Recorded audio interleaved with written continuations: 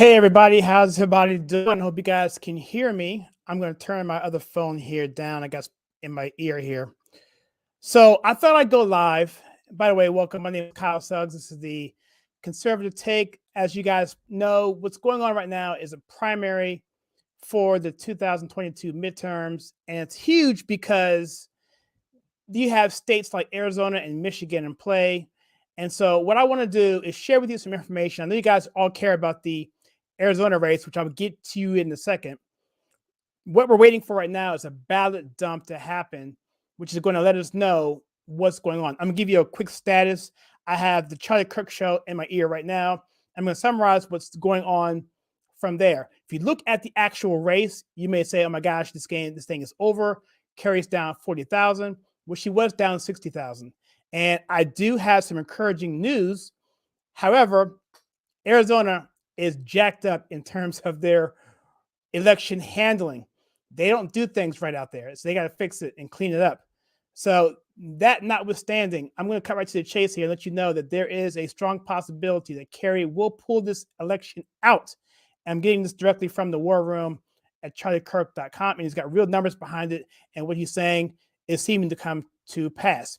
So before I do that, let me jump right over here to some comments here to make sure no one's asking me any questions. Before I formed you in the womb, God Almighty, yes. Thank you for History's Mysteries Revealed. Yes, we are a pro-abortion, pro-life channel. We're not abortion at all, but we are pro-life in this channel, and I absolutely love that reference to, I believe it's Psalms, referring to David, I believe. I may be incorrect on that. Okay, so what I'm going to do right now quickly is I'm going to jump over to the actual election results and go through that, and then I'm going to go through what's going on actually in Arizona.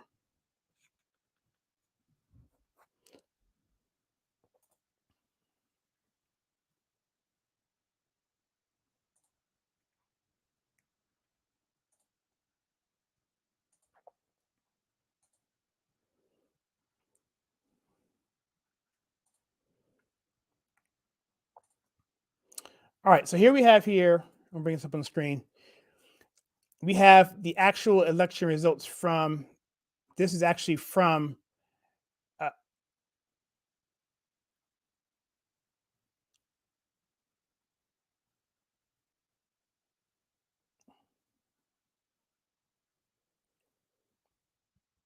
okay, they're just talking about Kerry Lake again. So let's just go over the actual results here. And I'm going to go, hopefully this will still work. Okay, great. So let's start from the top here. And there are 5 elections that were being run today in this primary.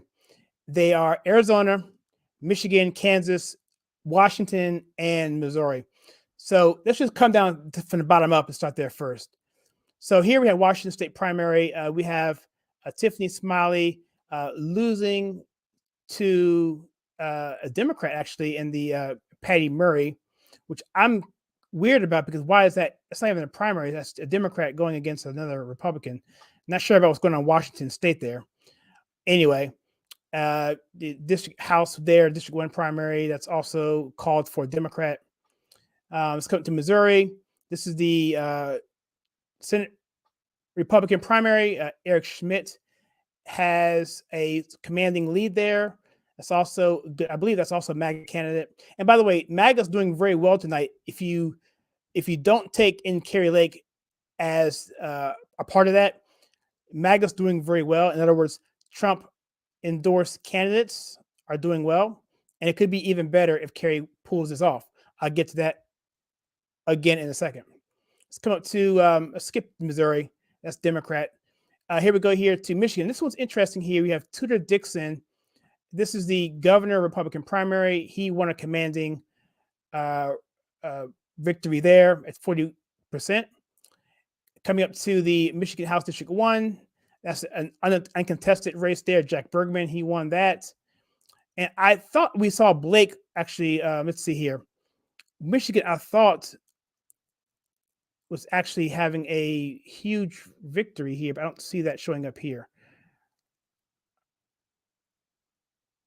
We'll get back to Michigan, but I don't think that's Dick. I guess Tudor Dixon may be the guy, but I'm not quite sure. Yeah. So anyway, if that's the case, that's the election that I'm referring to. That's a huge deal there because that was not supposed to happen in terms of name recognition. It was a totally grassroots victory there. But let's get back to Arizona because that's what you want to hear about. So let me pause this here on this thing here.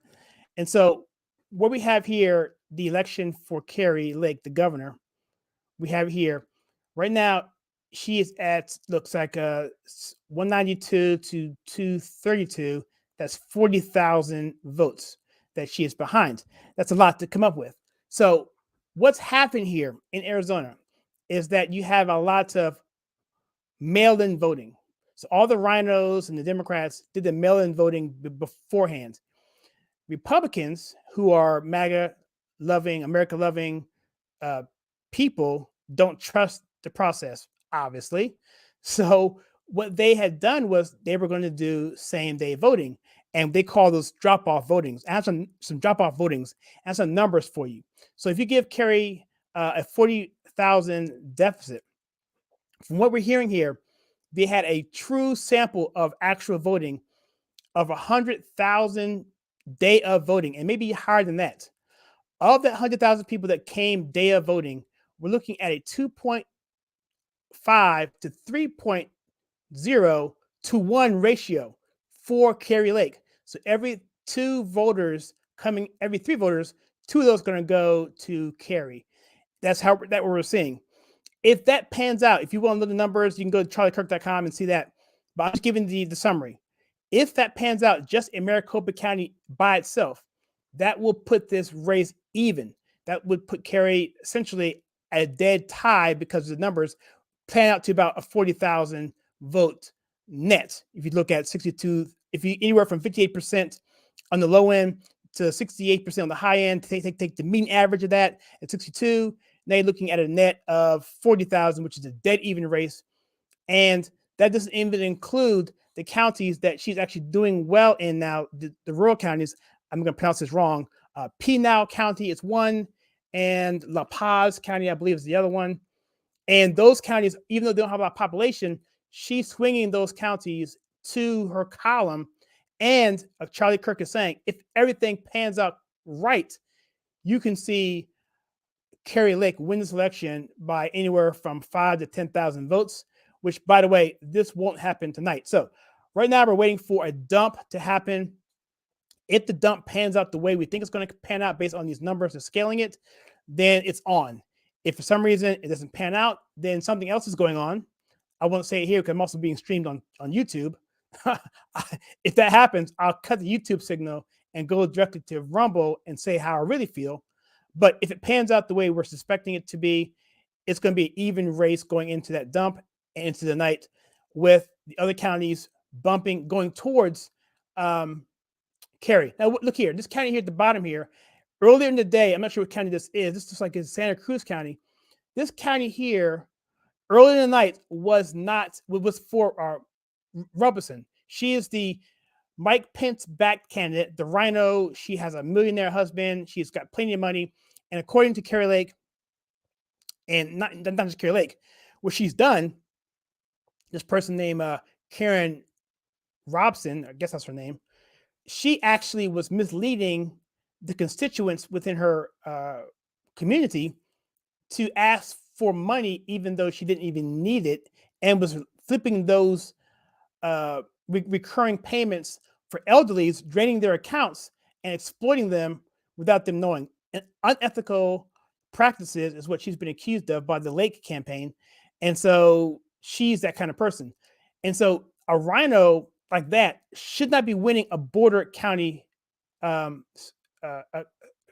county. And she was earlier in the night, but now that swung into Kari Lake's column.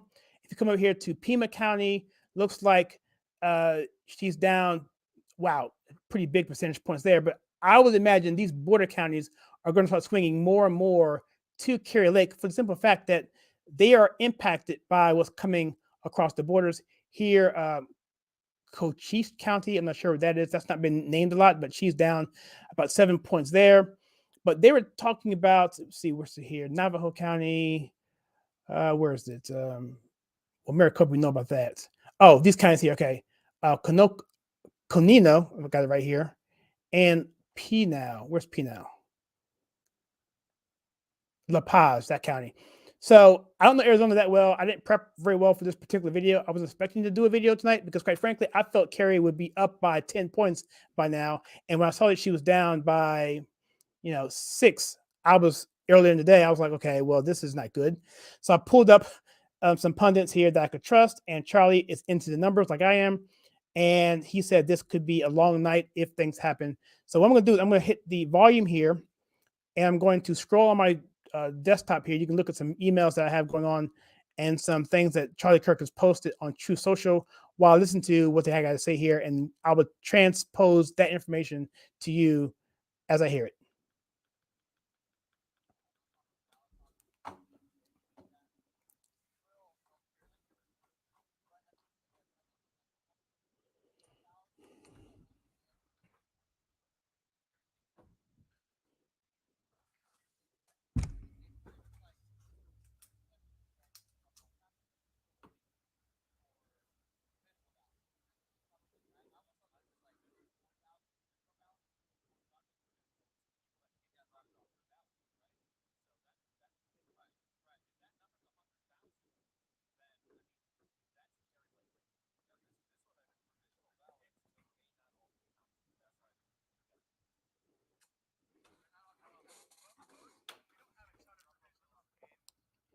Okay, what they're talking about right now is, and this is what I didn't realize just a minute ago, that there was 160,000 day of voting in Maricopa County, or I'm not sure if he meant the whole state or not, but he may have just meant, well, he may have meant the whole state, whatever it is. But what Charlie Kirk is saying is that there's the drop off votes, people driving up and dropping them off, not the ones that stand in line to go into the ballot box. So there's actually three, actually there's four types of votes here in Arizona. There are early voting. We know about that. There's day of voting. We know about that. Then there's the drop off votes, which they drive up to the car. They don't stand in line. They just drop it off. Day of. That's three. And lastly would be your provisional ballots, which all those do not get counted. And the key thing here is what Charlie is saying is one guy was saying, well, the day of voting, if those are going to be 2-1, maybe 3-1 to Carrie Lake, then that will be an even race. But Charlie's saying no. If you have anywhere from 80 to 100,000 drop-off votes with that same ratio, Carrie Lake wins the election going away. Well, not going away, but by 10,000 or 5,000 votes. Very close, but substantial. So, and Charlie, I got a chance to not meet him, but I got a chance to see him this past weekend at Student Action Summit in Tampa. I was there, and I tell you, man, I was just standing there, sitting behind him, watching him do a live show. And you watch the live shows. It's different when you're watching it, in front of the camera, right? Or from our perspective, at the camera. And it's different because you don't see all the stuff going on in the background. But when you're standing behind him and looking at what's going on, you see he's got his water bottle here, his snacks here. He's typing on his keyboard lightning fast. That was the biggest memory I have of Turning Point of the whole conference was how fast Charlie Kirk can type. It's amazing. I talked to one of his workers there who works behind the scenes. He said, yeah, he's a blur. So, and my point is, watching all of this and seeing how hard he works behind the camera and how detailed he is, and I just respect what he's doing. And I think what he's saying here with these numbers, they make sense. It makes sense, but at the same time, there could be some fishy stuff going on, which I won't say here until I know for sure. But that's where we're going on right now. That's what I heard. So I'm going to keep listening. And as I hear more information, I'll let you guys know.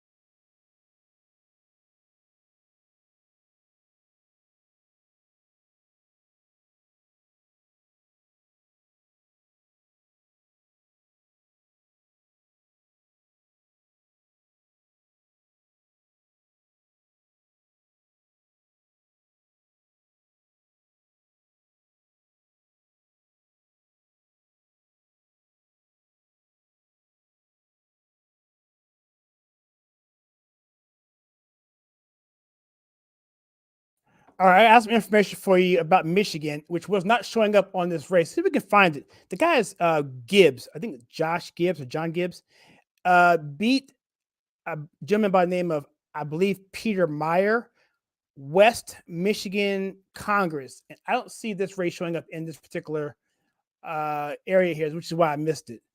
But according to the people who are close to Michigan, are saying that this is a huge deal, and they're talking about how big this is in terms of name recognition and grassroots and pro MAGA. So yeah, I don't have that here. So this obviously this is from the Gateway Punt. I'm sorry, this is from the Liberty Daily.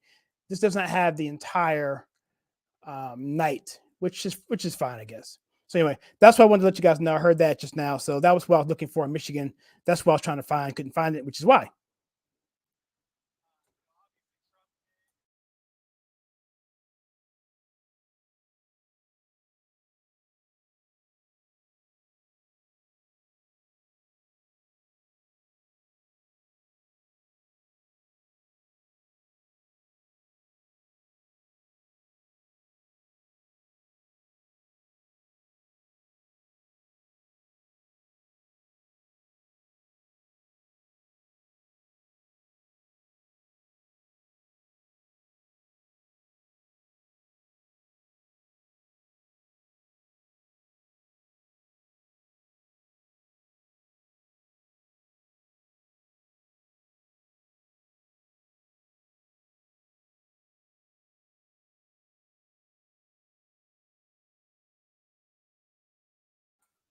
All right, let's go over here and look at Truth Social a little bit here. We have an account on Truth Social. Let me just take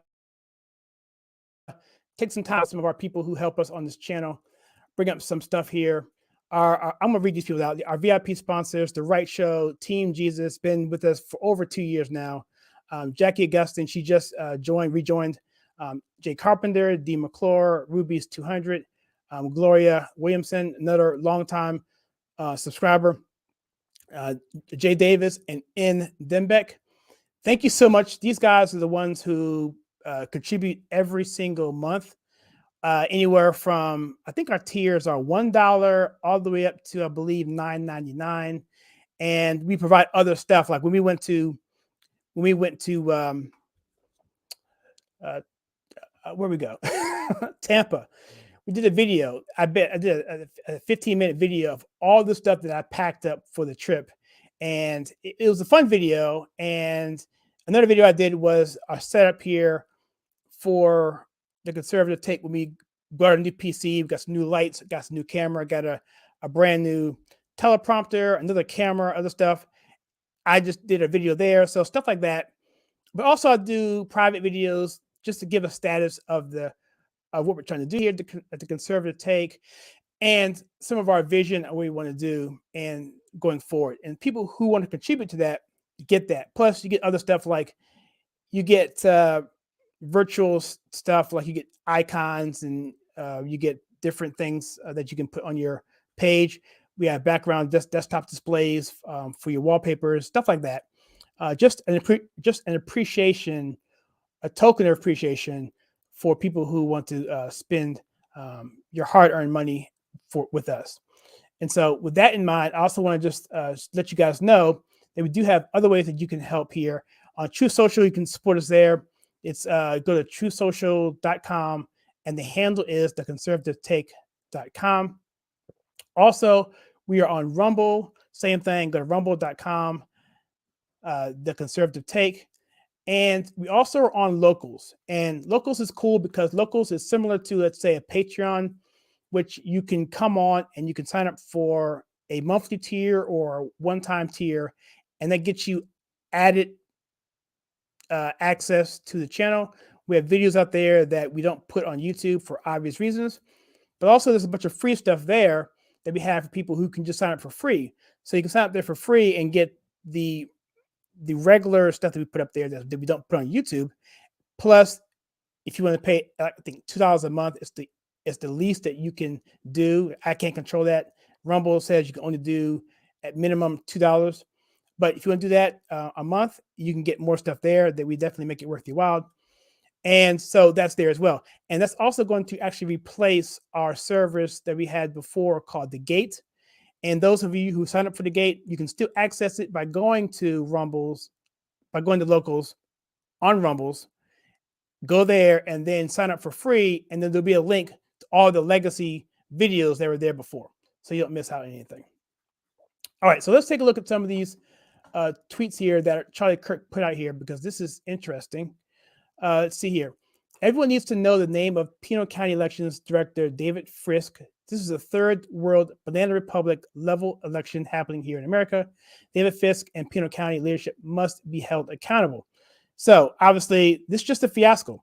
And what they were just saying now on the live stream, they were saying that drop-off ballots. I mentioned that there's four types of voting in Arizona. There's your early voting. There is your same day voting, where you just come in and you stand in line and you vote behind the curtain, pull the lever. There's something called drop-off voting, where you drive your car, you don't get out of your car, you hand your ballot to somebody, and then they drop it into a box or take it somewhere else. And then lastly, there's your provisional ballots. You go to the election. I thought you may vote twice, or your address doesn't match up, so you can vote provisionally, and then we'll figure it out later. And that can be something that gets counted or doesn't. Typically, provisional ballots only get counted in a very close election. If it's out of the margin, they don't count provisional ballots typically. So, was that these drop-off ballots, the ones I mentioned, that's the third type of voting you can do in Arizona. These guys tend to be drawn out. They don't do the drop-off voting tabulation that day. And so it just leads to corruption. That if you're in a close election, like we said before, I'll recap here if you're just joining us. In Arizona, there's a potentiality that this election could be tied based on the ratio of same-day voting and drop-off voting as sampled off of real votes that have come in. Whereas right now, Kari Lake is down 40,000 votes. If you take the difference just in Maricopa County, where we're seeing anywhere from a 2.5 to 3-to-1 ratio in favor of Kari Lake, then that right there means the election is actually tied because of that huge population center of Maricopa County right there around Phoenix.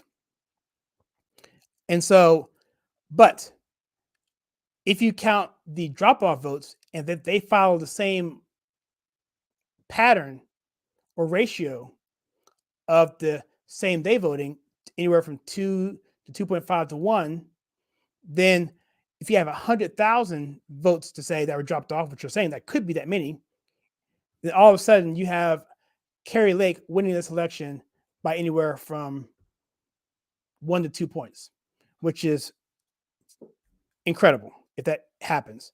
But the fact that it's so close is really the big head scratcher right now, because Kari had polls upwards of, I believe she was winning by, I think, 20 points at one point. I'm gonna take a look at that here. I'm gonna look at some polls here on Real Clear Politics and pull it up for you, and I will get to that in a second.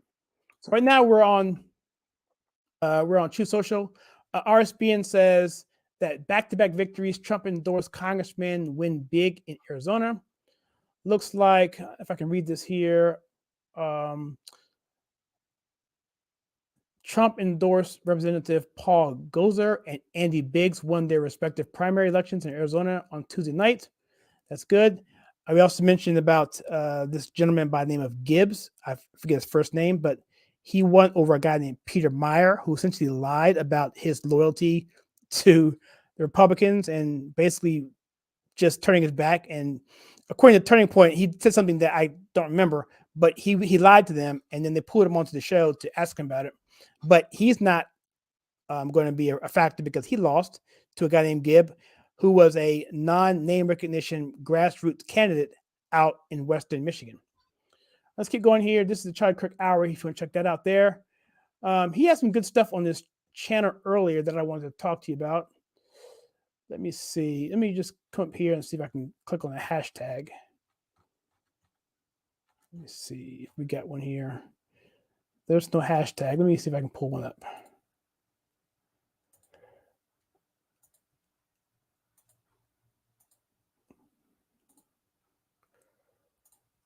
Do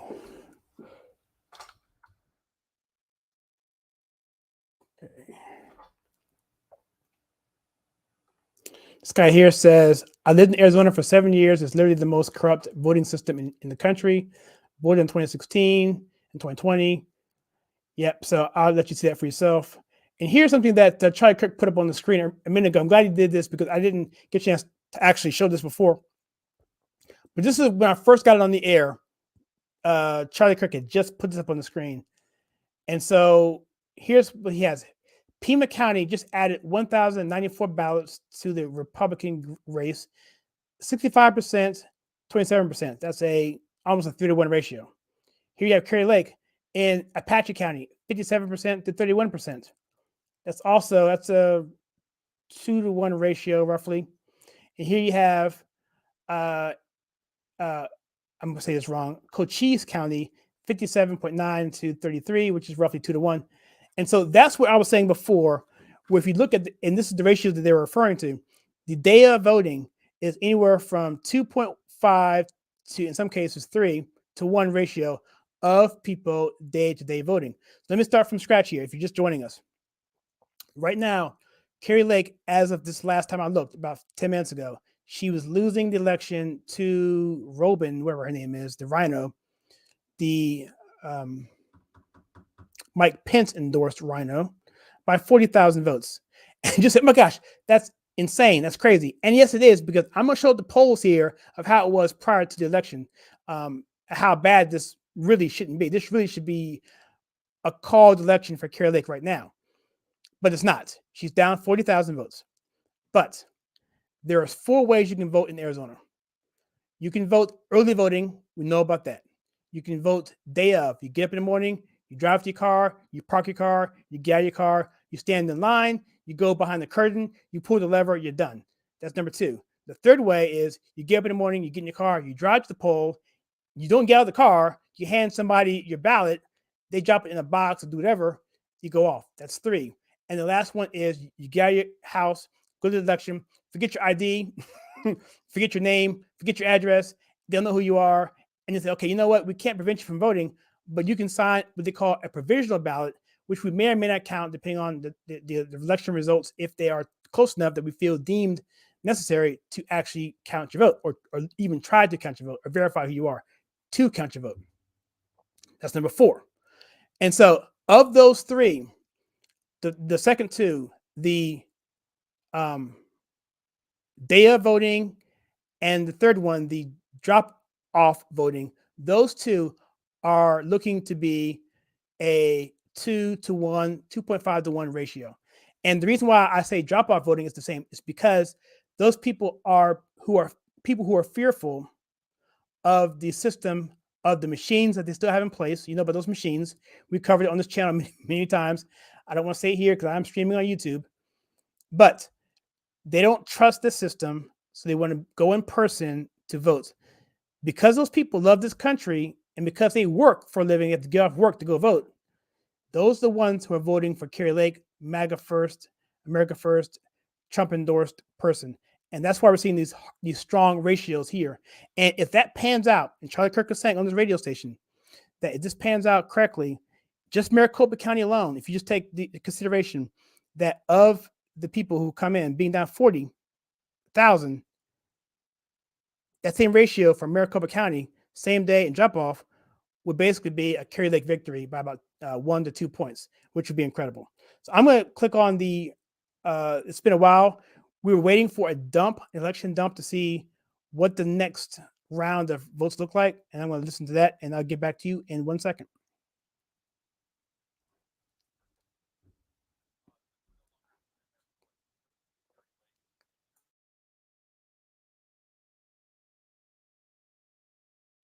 Kerry Lake's being interviewed right now. I'm listening to it.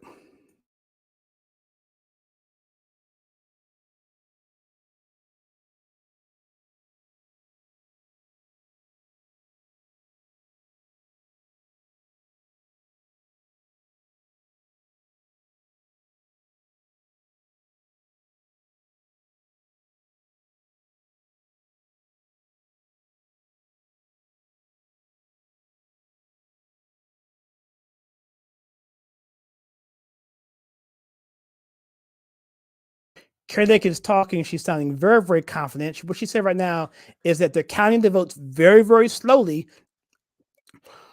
I am really getting a rehash of what happened 2 years ago, and I'm gonna have a hard time getting through this because this is like bringing back memories I don't want to remember again.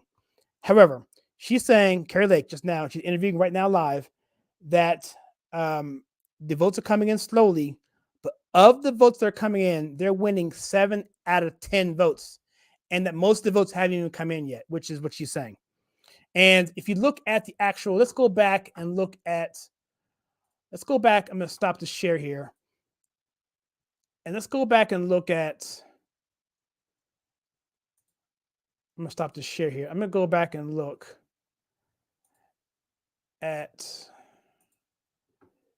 the actual results in what it looks like today. Okay, let's do this. All right, so let's take a look at this. I'm going to refresh the screen. Let's see where we are. Let's see where we are right now. And then we have a couple questions. I'm going to take those questions, and then we're going to talk about that. I may take a 5-minute break here, or 3-minute break. I got to get some water. But let me see. It's right now. Okay, so here we are, Democrat primary. We don't care about that. Okay, so right now, they said they're reporting 80%, which if that's the case, that's that's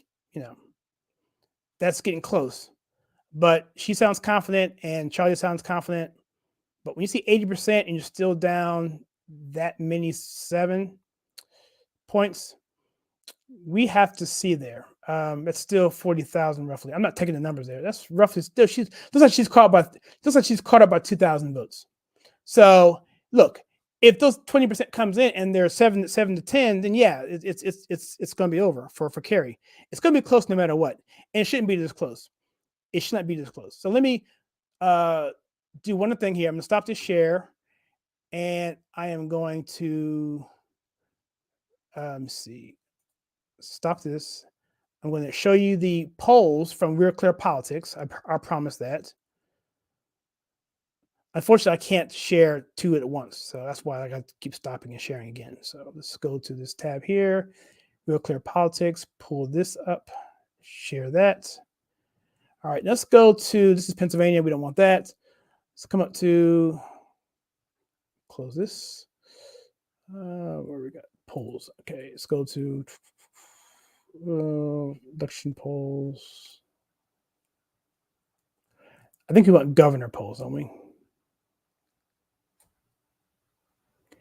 Arizona governor. Here we go. Yeah. So here you go here. Aggregate polling, Real Clear Politics. The last polling was yesterday. Day before yesterday, basically yesterday. Lake plus 9.3. Even if you take out, let's say the margin of error, even if it was 4 points, she still wins by 5. So if the margin of error, let's say, is 5, and then you have the other factor going in there that takes out 3, then her winning by 2% stands good. So I think she's in decent shape. I really do. And here's a key one here. Traffica Group here is a fantastic polling agency. Has her by 11. And their algorithm for Traffica Group is not, they don't just call you up. I forget their algorithm, but it's so innovative how they do it. I'll get back to how it's done. I remember at one point it was really fascinating, but the way you do it is actual people, actual data. It's not just your opinion. It's based on real election results. I don't know how they do it. However, plus 11 there. Okay. And you had this one outlier here that came out yesterday that everyone was clamoring over. This Emerson poll had Robeson up by 1 point. Total outlier. If you look at these polls here, if you come down, if you can see this on the right here, you see Robeson is the only one in there of the past ever even be up. This thing shouldn't even be closed. This is so strange if you don't consider who Carrie Lake is, what she represents, what state she's in, and all of that. So I'll say that for the Rumble only chat. But that's Real Clear Politics. And so I think it's a strong, I think she wins this based on what we're seeing here, because nobody is voting day of, dropping off, or even provisional for that matter, because there's not enough people, to make the lead bigger. You see what I'm saying? If she's really pulling in 7 out of 10, then it's a wrap. The only issue would be turnout. Now, here's the other caveat. Were Republicans complacent? Were they saying, "Oh yeah, look at this. She's up 9. She's up 18. She's up. She's got aggregate poll RCP average amongst all these polls. Many of them are liberal. She's up 9 points day of election. I'm not going to vote." Or some may say, "I'm not going to vote because why should I vote? Because because it's not going to count anyway." So that could be the factor that could make this whole thing a little bit unsavory. Okay. All right. So let me listen to Carrie again. She's still talking. I got it on pause.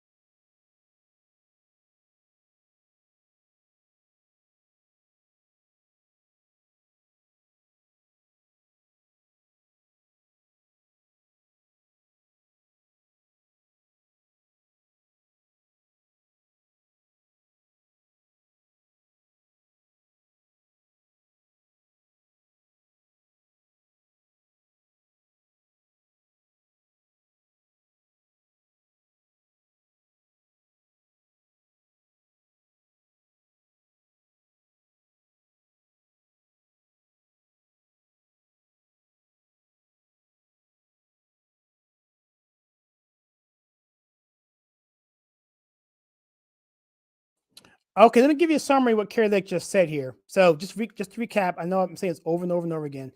If you're just joining us, Carrie Lake is right now down roughly 40,000. Actually, she was down 38,000 roughly. So she's narrowed the gap some, which is good. And at 85%, 80% reporting that there's 7 out of 10 people that are showing up day of voting that are voting for Carrie Lake. And I'll say this again, there's 4 people or 4 ways you can vote in Arizona. It's the early voting, the day of election, drop off your car and don't get out of your car, and then provisional. If you are coming in, driving in, or coming in day of, we're looking at a ratio of anywhere from 2 to 3 to 1 ratio for Carrie. Carrie herself just said 7 out of 10 is going to be for her, which is more than 3. That's what I'm not good at my math there. It looks like that's 6 to 1. No, not 6 to 1.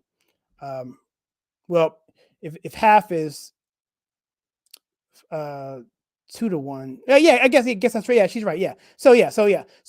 Yeah. So that would be right. That would be it then. So that if that's the case, which is what we're seeing, then given the count of people that come in, let's say there's 160,000 people day of, she's getting that much. Let's say in Maricopa County, that alone gives her the victory. Or I'm sorry, gives her a tie because that makes up the 38,000 or the 40,000, which was before. But then you have other counties like Pima County, other counties that she's doing well on the outskirts that she's actually taking the lead in.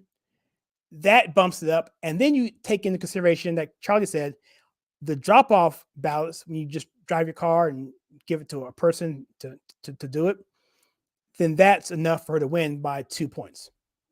And so what she just said in this interview here is that they're getting 7 out of 10, which I just mentioned, of people who are coming that day.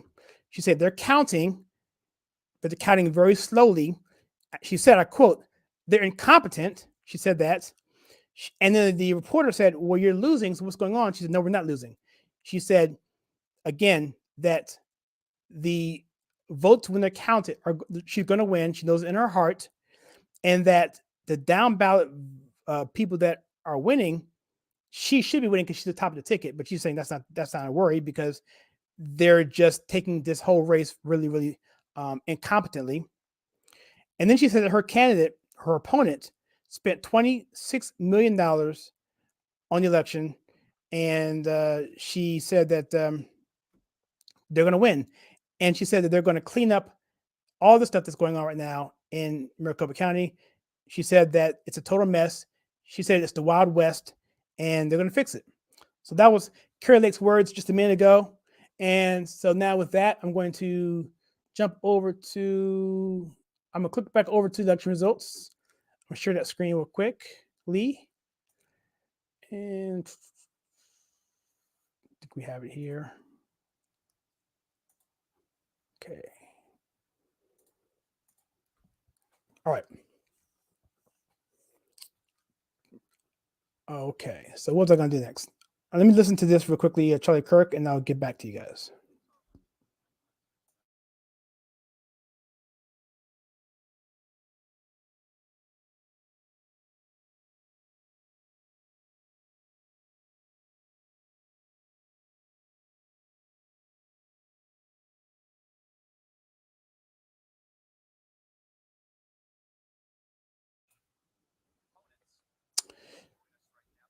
Take you guys off mute. Hey, Mark, how you doing? Great to see you here. I didn't mean to get you up early. This was not a planned schedule. I have 2 live streams this week coming up. So we have 1 live stream tomorrow, which is going to be with my wife. We're going to be only on Rumble. This is going to be dealing with a 17-minute testimony from Dr. Peter McCullough. You can go see it. Go to our True Social. You'll see that there. And that's going to be on that. And then on Friday, we're going to have a talk with, no, I'm sorry. I guess today is Wednesday. So tomorrow we're going to be doing the Peter McCullough. And Friday, we're going to have Kira Bowlby on again on that live Friday night show. And we're going to talk about being safe on social media. I have been seeing a lot of false accounts on stuff like Telegram, on Facebook. I mean, and things that have almost gotten me. They're really getting really slick on this. And Kira herself has been falsified and catfished, which means someone impersonating someone else. And so we're going to talk about that and how conservatives need to keep their eye open for this kind of stuff, because people are looking to discredit you. They're looking to get into your personal information. And it's very important for conservatives in particular to be careful. So we're going to talk about that. Plus, she has a video review coming out of a documentary that we're going to talk about, and also some current events. So we'll just have fun Friday night on that. And so what's that? We have, let's see here. Okay. This is, I'm saying, if I say a name wrong, I apologize. Kiran Kashavira. Nice info. I can't stay, but I'll check you out again in the future. Well, thank you very much, Kiran. I appreciate it. I didn't advertise this. It's something that I saw. And I must say, when I first saw the election results, I was like shocked, because I was expecting this to be totally a called election by probably 10 o'clock. But Charlie Kirk just said on the air just now, he said, hey, we're no longer going to have nights on the election when you're actually going to find out who won. And he said, we got to clean this stuff up because they drag stuff out. And Carrie was saying the same thing. Carrie Lake was saying in an interview just a minute ago. She was saying that they're dragging their feet. And if you go into the drop-off voting, people who drive the car to the ballot center, they don't get out of the car. They hand them their ballot out the window. Those are called drop-off ballots, and those are going to be counted later, not tonight. So even though Carrie can have, let's say, 100,000 come in, she gets 70,000 of those. It's game over. It's game over. But you know what? They're not going to count that. Another person said they're going to try to run the clock out because the election is in November. So if you have this doesn't happen, then what happens, right? Then you have that kind of controversy. Then you have a what you call a constitutional crisis for Arizona, at least in terms of their constitution and their election laws. What do you do then? This stuff is unprecedented in our history. I think, at least in my history, I've been around for a few decades. So it's just incredible. Anyway, let me see. Check it out. Okay, yeah, I just mentioned that just a minute ago here. So no, I don't think the results will be in by tonight or a couple of days. Maybe a week or two, but I guarantee you, if Kerry is winning, let's say by a half a point or a point, they're going to have to do recalls. If the election is close, regardless, they're going to do a recall regardless, or an audit. They've already said that. And so the long answer to your question is, from what I've heard, no, we won't know. The only way that this would be called tonight is if it's for Kerry's opponent. That's the only way it's going to get called, unfortunately. But so I'm going to give a quick recap here for people who haven't heard this yet. I've said this about seven times, but I think it's important enough to hear. If you go to the actual look, I'm going to pull it right here. You'll see right here. Kerry ropes, and this was updated a few minutes ago. This is updated 1:45. Okay, just a minute ago. So it looks like she is now up 34,000.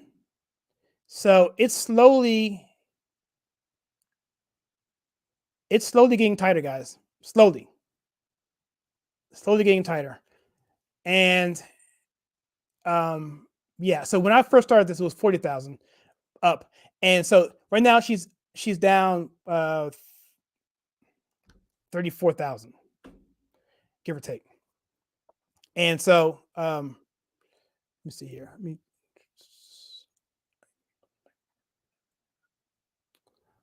Okay, sorry guys. I'm reading this right here.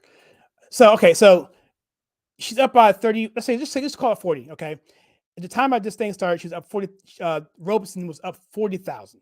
Okay, here's the thing. When you looked at this particular actual, I'm going to share this here as well. Well, I'm read it to you. I'm read this to you guys. So there was real actual data a few hours ago of Pima County. These are people who brought in actual votes that day. Kerry Lake 65, Karen 27. That's basically 2-1, 3-1 almost. You have Apache County 57 Kerry, 31 Karen. Yeah, I guess her name's Karen. Sorry, what's her name? Karen, I guess. Who knows what her name is? Karen, Arizona, whatever her name is. Anyway, that's a 2-1. And you have Cochise County, Kerry 57, Karen 33, and that's basically 2-1. So what Charlie was saying was these are actual numbers coming in saying that these day of votings are going to Kerry Lake. Why? Because people who are MAGA, people who love America, people who remember the last election don't trust the system, the workers, the machines, and they want to do it in person. They want it to count as best they can make it. And those are the ones that are going to be going for Kerry Lake. Also, they have jobs. So they have to get off work to vote a lot of times. And so this 3-1, this 3-1 or this 70% turnout for Kerry when it comes to people coming day of, whether it be drop off or same day voting, is going to make up the margin in Maricopa County in and of itself, simply because it's such a highly dense population. That would be the 40,000 just there.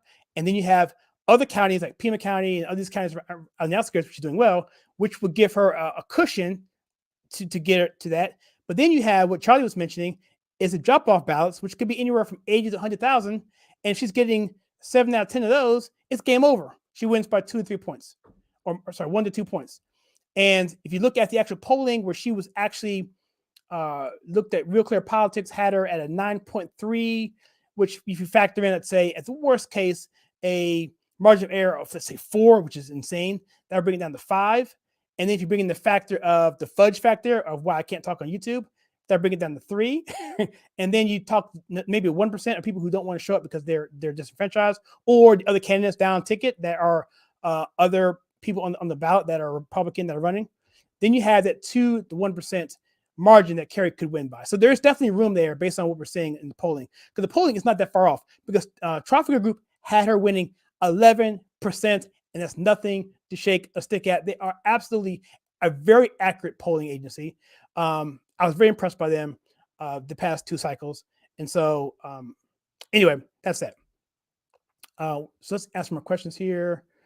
Let me go full screen here, guys. That sounds much better. So Mark Jackson says, I've been bouncing back and forth between tapping away on North Star and the election. I'm predicting Lake comes back. Yeah, that's what the people are saying as well, based on those numbers, we're not just making stuff up. Trust me, I wouldn't be on air if I thought she would lose this thing. Since there's a chance, I'm going to be on air because I think it's exciting to deal with this type of scenario, and I want to give some information to people who may be a little bit down and out because of this. Should be more. Agree. She should win this by 7 points. 7. Let's see. Honestly, I wasn't aware they were doing a mandatory. Okay, so you know what, Mark? I don't know if it's a mandatory audit. I heard this from a candidate who is running for some down ticket. She said that they're going to do an audit, so take it for a grain of salt. But she was a candidate who's supposedly going to win tonight. She was, her name is, she's blonde, older, but she said, okay, if you watch RSB, and you guys watch RSB, and you see you talking about it's about an hour ago, she was talking. Her, she said it. I'm hoping this will happen. Probably not as expensive, but said that they counted, was it 3 million votes in France? Was it 3 million votes in France in a day? For recounts, they can do 3 million in Arizona, no problem. 82% estimated. Other sites are saying 60. Yeah. See, that's the thing. So 60, if it's 60 to me, she's going easy. 82, I'm kind of cringing there. That's really getting me to think, yeah, that's kind of tight. I mean, that's really, really tight. But if it's 7 to 10 and 100,000 come in, it doesn't matter if it's, it doesn't matter. So yeah, we just don't know. And again, they don't actually count those drop. Well, I'm not know this. I'm guessing. You know what? That might make sense there. The discrepancy between 60 and 82 could be this, and I'm totally guessing here. Because I've run elections and this kind of stuff. I've been canvasser and that sort of stuff. Is that the machines tell you? Well, I don't know. The machines tell you who voted. Okay, they know who voted early voting. They know that. They don't necessarily know provisional ballots, and they don't necessarily know drop-off ballots, because we know that they don't count those the same day. So they're just going into a storeroom somewhere, a lockbox. Because that's the case, then they don't know if it's 60 or 80 or whatever, because you don't know how many are in that lockbox. If you have, let's say, 99% of your people that are in your, that, I don't know, like, know how knows if they know they've counted 99% of the ballots that they think they've counted, but they don't count the drop-off ballots because they don't know about those yet, then they really haven't counted 99%. They've only counted 99 less how many are in that lockbox somewhere. So that's really, I don't know what their policies are there and how they do that. But according to Carrie Lake, they are incompetent, unquote. They're dragging their feet, unquote. She's saying that they are dragging this thing out and that this whole thing needs to be cleaned up and that she's going to win. And she said that 7 out of 10 people, 7 out of 10 ballots that are being counted right now, day of ballots, whether that be, well, they're not counting Dropbox, but day of, are 7 to 10 in her favor. And that's phenomenal. And we're seeing the number come down slowly. We are seeing it come down in terms of the ratio. This morning, it was, well, not this morning, but about 2 hours ago, it was about 40,000, just about. And then now it's about 30, 35, somewhere in there. All right. Any more questions here? Let me see. Comments. Okay. It's all over the place here, man. It's all over the place. We have 82, we have 58, we have, what'd you say it was? 60? Okay, that's closer. Yeah, maybe a while then. Yep. Makes sense. So, well, I mean, still people are along. So I'm gonna listen to Charlie Kirk here a little bit, and I don't want to play it because I don't want to get copyrighted, but I want to hear what you're saying.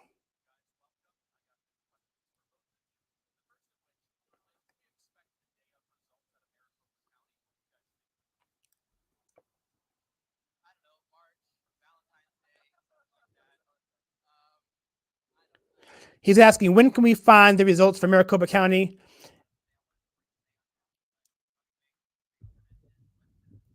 And he's saying essentially that could be March that it comes out. Hold on.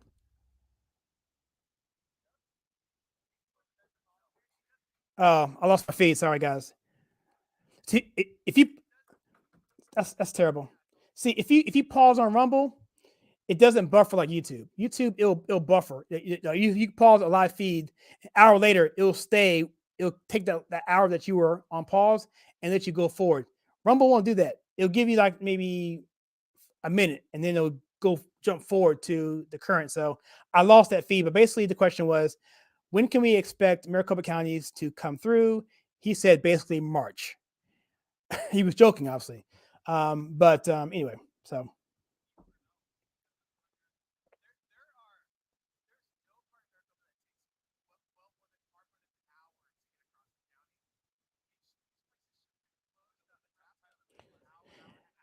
they're saying here that Maricopa County is only an hour from one end to the other. It should not take that long to get anything done. And Charlie Kirk's asking, why aren't these ballots being counted when they were cast?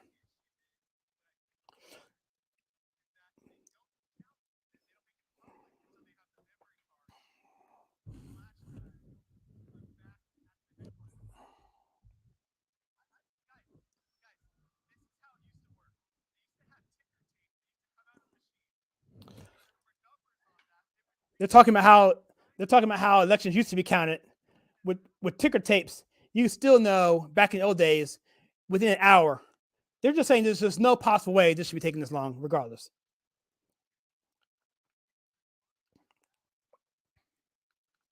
Look, guys, anytime there's any kind of delay, I you know what I'm saying? Look, I remember North Carolina. I believe it was the governor. Pat McCrory was running. He was a Republican. He was running for re-election. The whole thing with Charlotte, the whole thing with the bathroom bill, it got him in trouble. It shouldn't have, but it got him in trouble. Light rail got him in trouble, even though they liked it after he left. Ridiculous.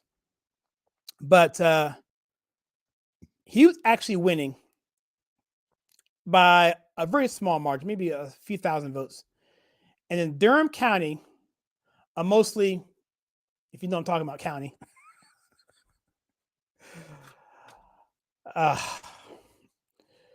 They just held the votes, man. They just waited. It seemed like they waited until the Republican polls closed. And then after that, he won by just what he needed to win. And it happened in Nevada with Harry Reid. It happened again with your boy up in Minnesota. I forget the guy with the glasses, the comedian guy. It happened with him. It's just the status quo, and it's just very, very frustrating. But anyway, with her popularity, I think she should have enough to overcome even that. I hope. But Mark, I hope you're right about I hope I'm right about the mandatory auditing. I mean,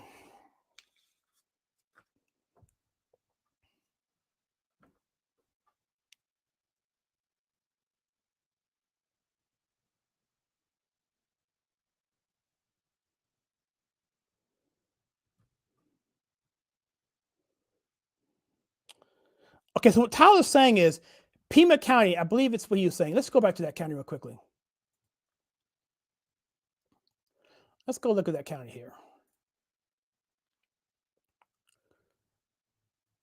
This county here,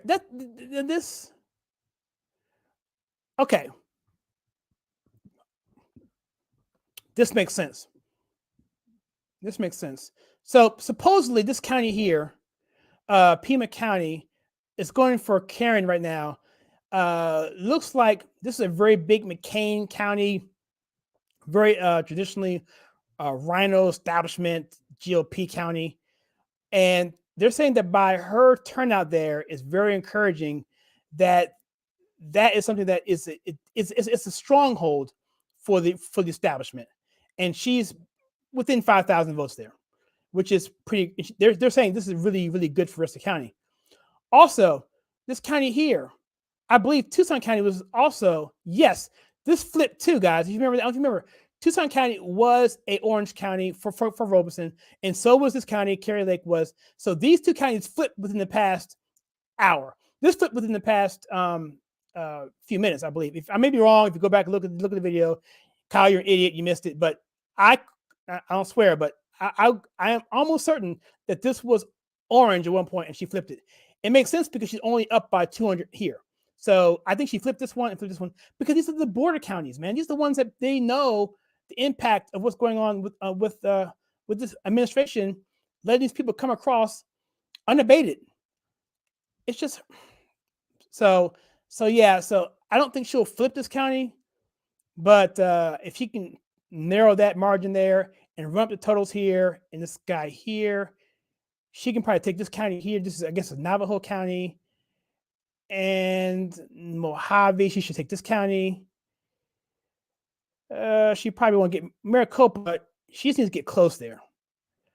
But she can get within 5 points there. Then that's going to be a huge deal. And then this guy here, yeah, I mean, depending on what we're seeing here, this could be a really, really big night for Kari Lake, in a bad way. In a good way that she wins, but in a bad way that has to go through all this stuff. So, okay. I'm going to stay on for about another 15 minutes. Let me do this. Let me take a quick break here, guys. I know since you guys are on, I don't want to just leave you hanging, but I do want to just take a quick break. I got to get something to drink. And let me see. Let me do a quick one here.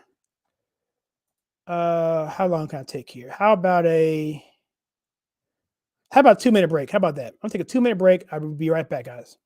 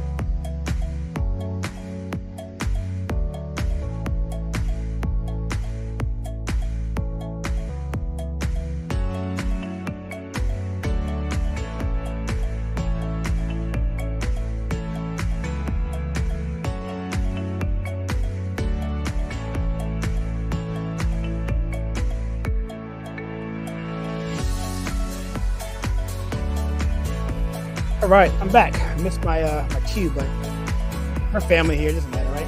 So if you're just joining us, my name is Kyle with the Conservative Take, and this is a live stream on the Arizona primarily, pardon the pun, because Arizona is a big state, and in terms of importance, Arizona is a traditionally red state. It's your Barry Goldwater territory, it's your John McCain territory, and it's just been that way for a long time. And they're trying to turn this state purple. Well, actually, it's purple now for the most part. They're trying to turn it blue, and Kari Lake says we can't have it. What I'm doing, guys, I'm looking. I got some tea here that I got for my birthday.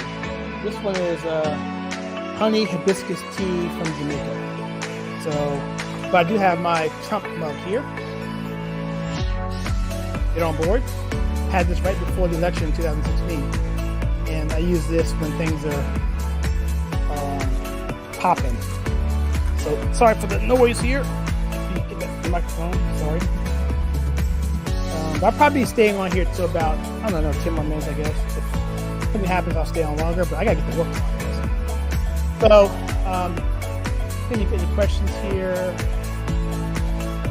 Oh, picture music. Oh, yeah, thank you. Sorry. Gosh, I forgot about that. I can't hear the music in my headphones. I apologize for that, guys. So, all right, so let me just start over. I have some tea here, Jamaica tea, that I got for my birthday. I got my Trump mug here that I talk about, that I use when I'm really feeling festive. And this is election, so I'm feeling festive. My name is Kyle again, and I'm just doing this till probably about 2:15 or so. And this is the Kerry Lake election coverage.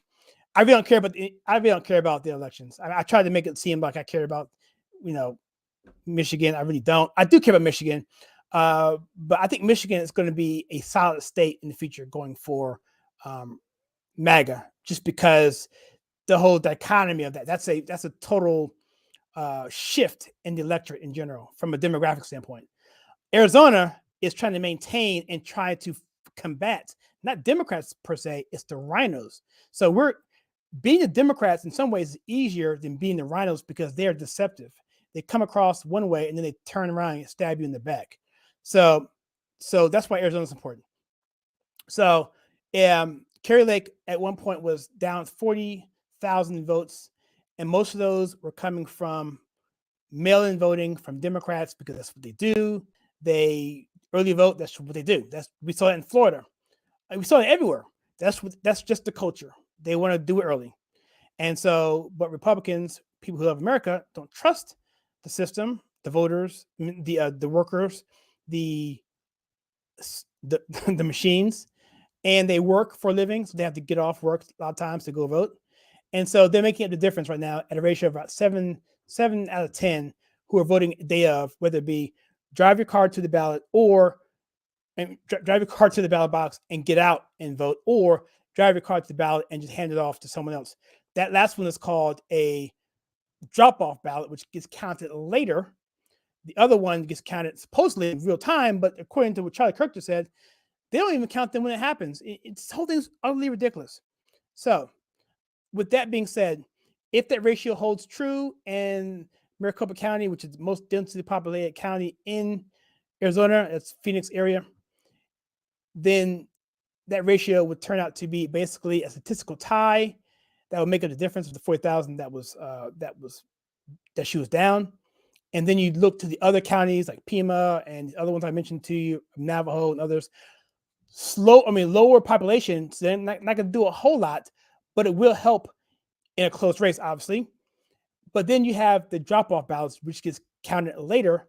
If those anywhere from 80 to 100,000 voters at a 7-10 ratio, then all of a sudden Kerry wins comfortably.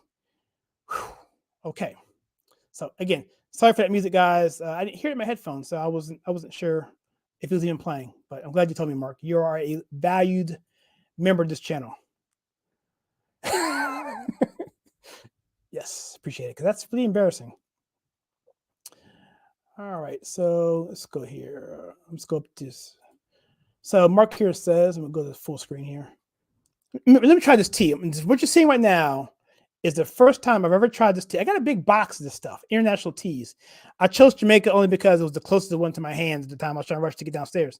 So this is the first time I tried this, so I'll let you guys know how it feels. I'm a tea snob, by the way, but I'm not sure I've ever had Jamaican tea.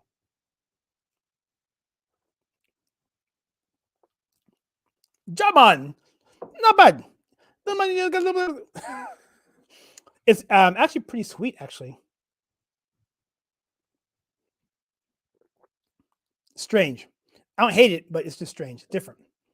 Okay, anyway. All right, cool. So Mark says, Kyle, to say it vaguely, someone is and has been throttling bandwidth on conservative streams.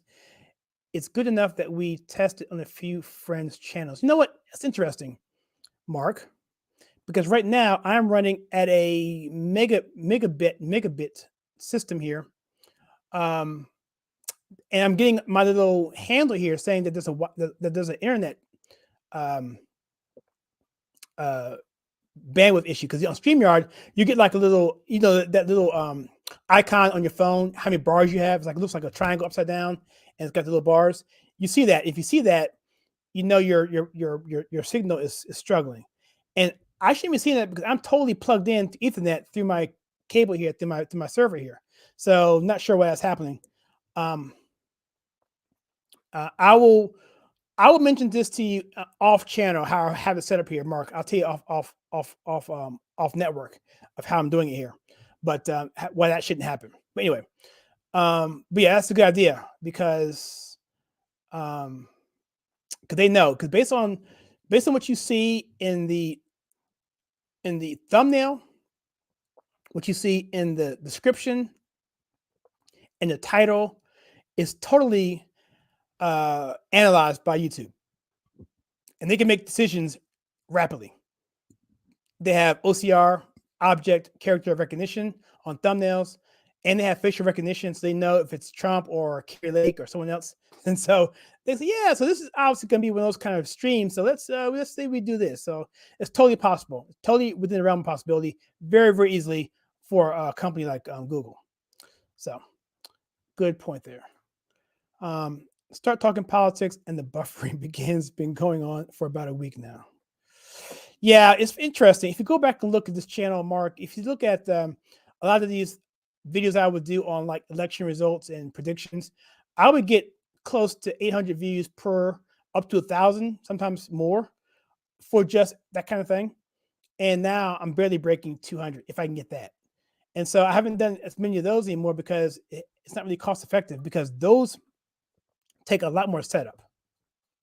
It'd be one thing if you do it and you get 200 and it's not a big deal, but I set those things up. It takes hours to do a really good video of political analysis, because I'm going to different screens and I have to edit it out. I make mistakes. I got to do that. And it takes a good 3 to 4 hours for a video like that, just to edit it and film it. And then just to prep it could be another half hour or an hour. So yeah, so I'm going to do more, but I'm not looking at necessarily for the views and the clicks, but also just for my own benefit, so I can know what's going on, but also to help you guys out too, is because it is interesting to me. But I have to find more efficient ways of making the videos, because you have to think about time and effort and a cost benefit. It's just how it is. You can't really get around that. Which, by the way, Mark, I have not forgotten your audio. I need to get you for those books and your responses. I just really have been tied up. I want to do it adequately. I don't want to just do it halfway. So that's why I'm taking my time on it. But when I do respond, it's going to be awesome. So just let you know. Yep. So cool. That's it, guys. It's 2:15, 2:13. Let me do one more thing. I'm gonna go over to I'm gonna share my screen. I'm gonna do a couple things. I'm gonna go over the lecture results here real quickly, one more time. And I'm going to see what it looks like here. Hold on. Okay, Blake's won.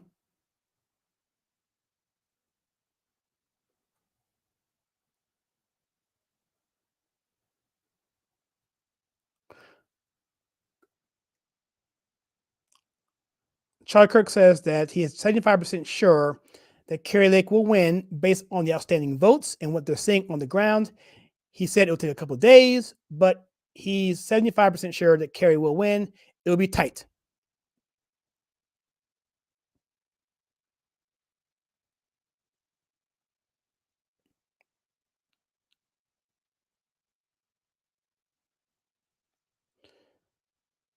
They're talking about courts and margins and that kind of stuff, so recounts and stuff. So anyway, all right. So let's look at these numbers here. So I guess they've already said it for me, but I just want to see for myself.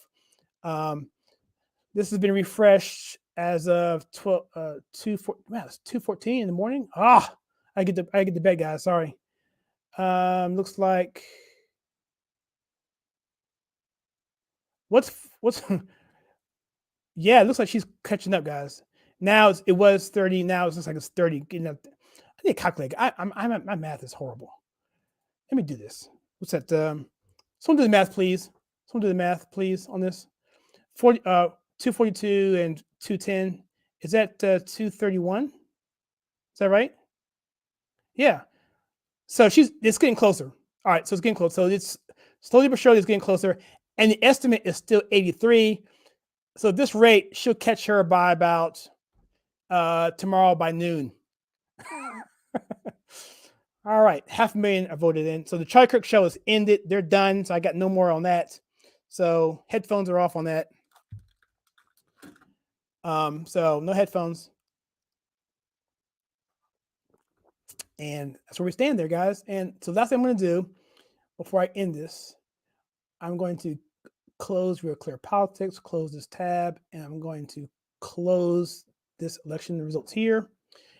And I'm going to open up, I'm going to share screen.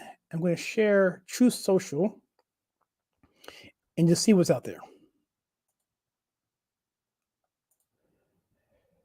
And this is a good segue into Truth Social. And again, just so I got 8 people on the call now, so I'm going to go through this thing one more time. If you guys haven't heard this, I'm afraid someone may hear this for the first time.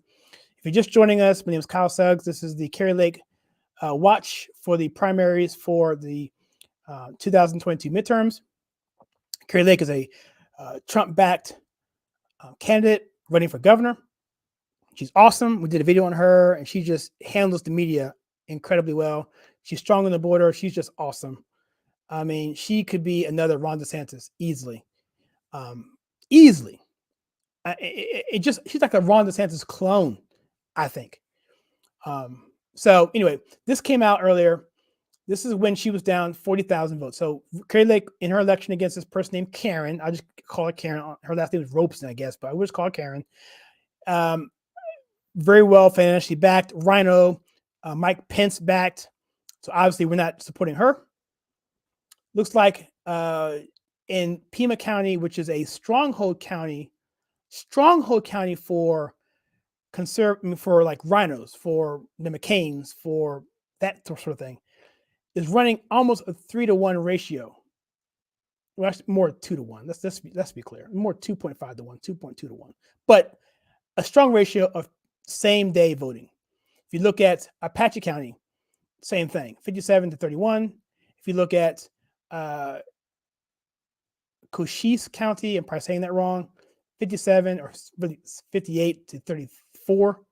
Again, 2-to-1. If you take that ratio of those counties, especially Pima County, from what I'm hearing, it's a stronghold of establishment, rhinos county.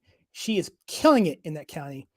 And if you push it out to Maricopa County, where she's down X number of votes, overall 40,000, because Maricopa County, Phoenix, Arizona is so densely populated, that puts her at a dead heat. That's 40,000 right there. And then you look into other counties around here, like Pima and the other ones, where she can pick up votes on. That can make the buffering a little bit easier there on her for close elections. But then you have the drop-off votes, where people are getting out of their house, getting in the car, driving to the election site, not getting out of the car, handing their ballot out the window to somebody, saying, "Hey, here's my vote." Those get counted later. But if that is anywhere from 80 to 100%, 80 to 100,000 at a 7 to 10 ratio, 2/3 ratio, all of a sudden we're looking at a Kari Lake victory by 2 points. And if you factor in the Toffiker group, 11.1 margin of victory in terms of the polling, which is very accurate, and the aggregate polling RCP, Real Clear Politics average of, I think it was 9.3, I believe. Factor in, let's say, 4 for margin of error against Kari, that brings down to 5. The fudge factor of 2 brings down to 3.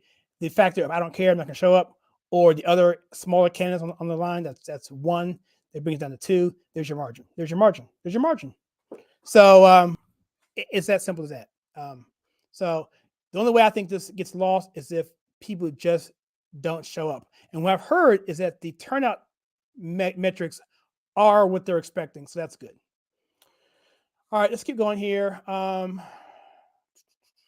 Just an hour ago, I'm gonna refresh this. I did a hashtag on Kari Lake. So let's do it. Let's do that refresh here. 2 minutes ago, I'm going to speaking existence, Ultra Mega Girls. Let's see. Oh, it looks like Brandon Tatum, who did not show up at SAS, was there. That's Brandon Tatum. Let's see. Carrie will win and review should look like it's done to expose it all. Oh, this is Carrie Lake War Room. This election will be won on election day. 64.6 election voters are breaking our way. She said seven. She said seven out of 10. So that's right what she was saying before. This was 10 minutes ago, so maybe it's come down some, but still, that's pretty awesome. So this is really good news. I mean, this is really good news. But it's we're dealing with the unknown factors, which I can't say here on YouTube. It's ridiculous. More good news for Carrie Lake. See, this is Mojave County has posted 4,317 election day ballots, are breaking 50% to 50. That is exactly what I was saying. These counties have flipped. This I'm not just making this up. I'm going to pull it up again, guys. Sorry, I had it put down. I'm curious to look at this after the fact because I really want to see if those counties flip because I'm showing the screen here. I'm not making a mental note. So once I finish doing this, I'll show you the counties here for the governor's race. Let me see. Do I have it here? Oh yeah. Oh yeah. My goodness. Wow. Every county is flipping to Carrie Lake. I'm gonna show you this in a second. So this is cool. All right, so let's keep going. I'm not getting overconfident, but I'm feeling a lot better than I did 2 hours ago. Let's see. Any questions here, guys? Thank you for the math there. I just won't say the wrong thing on camera because I don't want to be looked at like I'm a total imbecile. But it is 2:30 at night. See. Okay. Sometime I like to do that. Yeah, definitely do that, Mark. Absolutely. All right.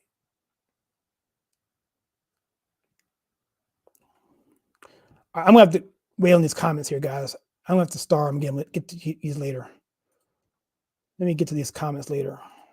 So if you want to comment here, I'll get to them in a second. I'm just going to star them in the favorites. I'll get back to them in a second.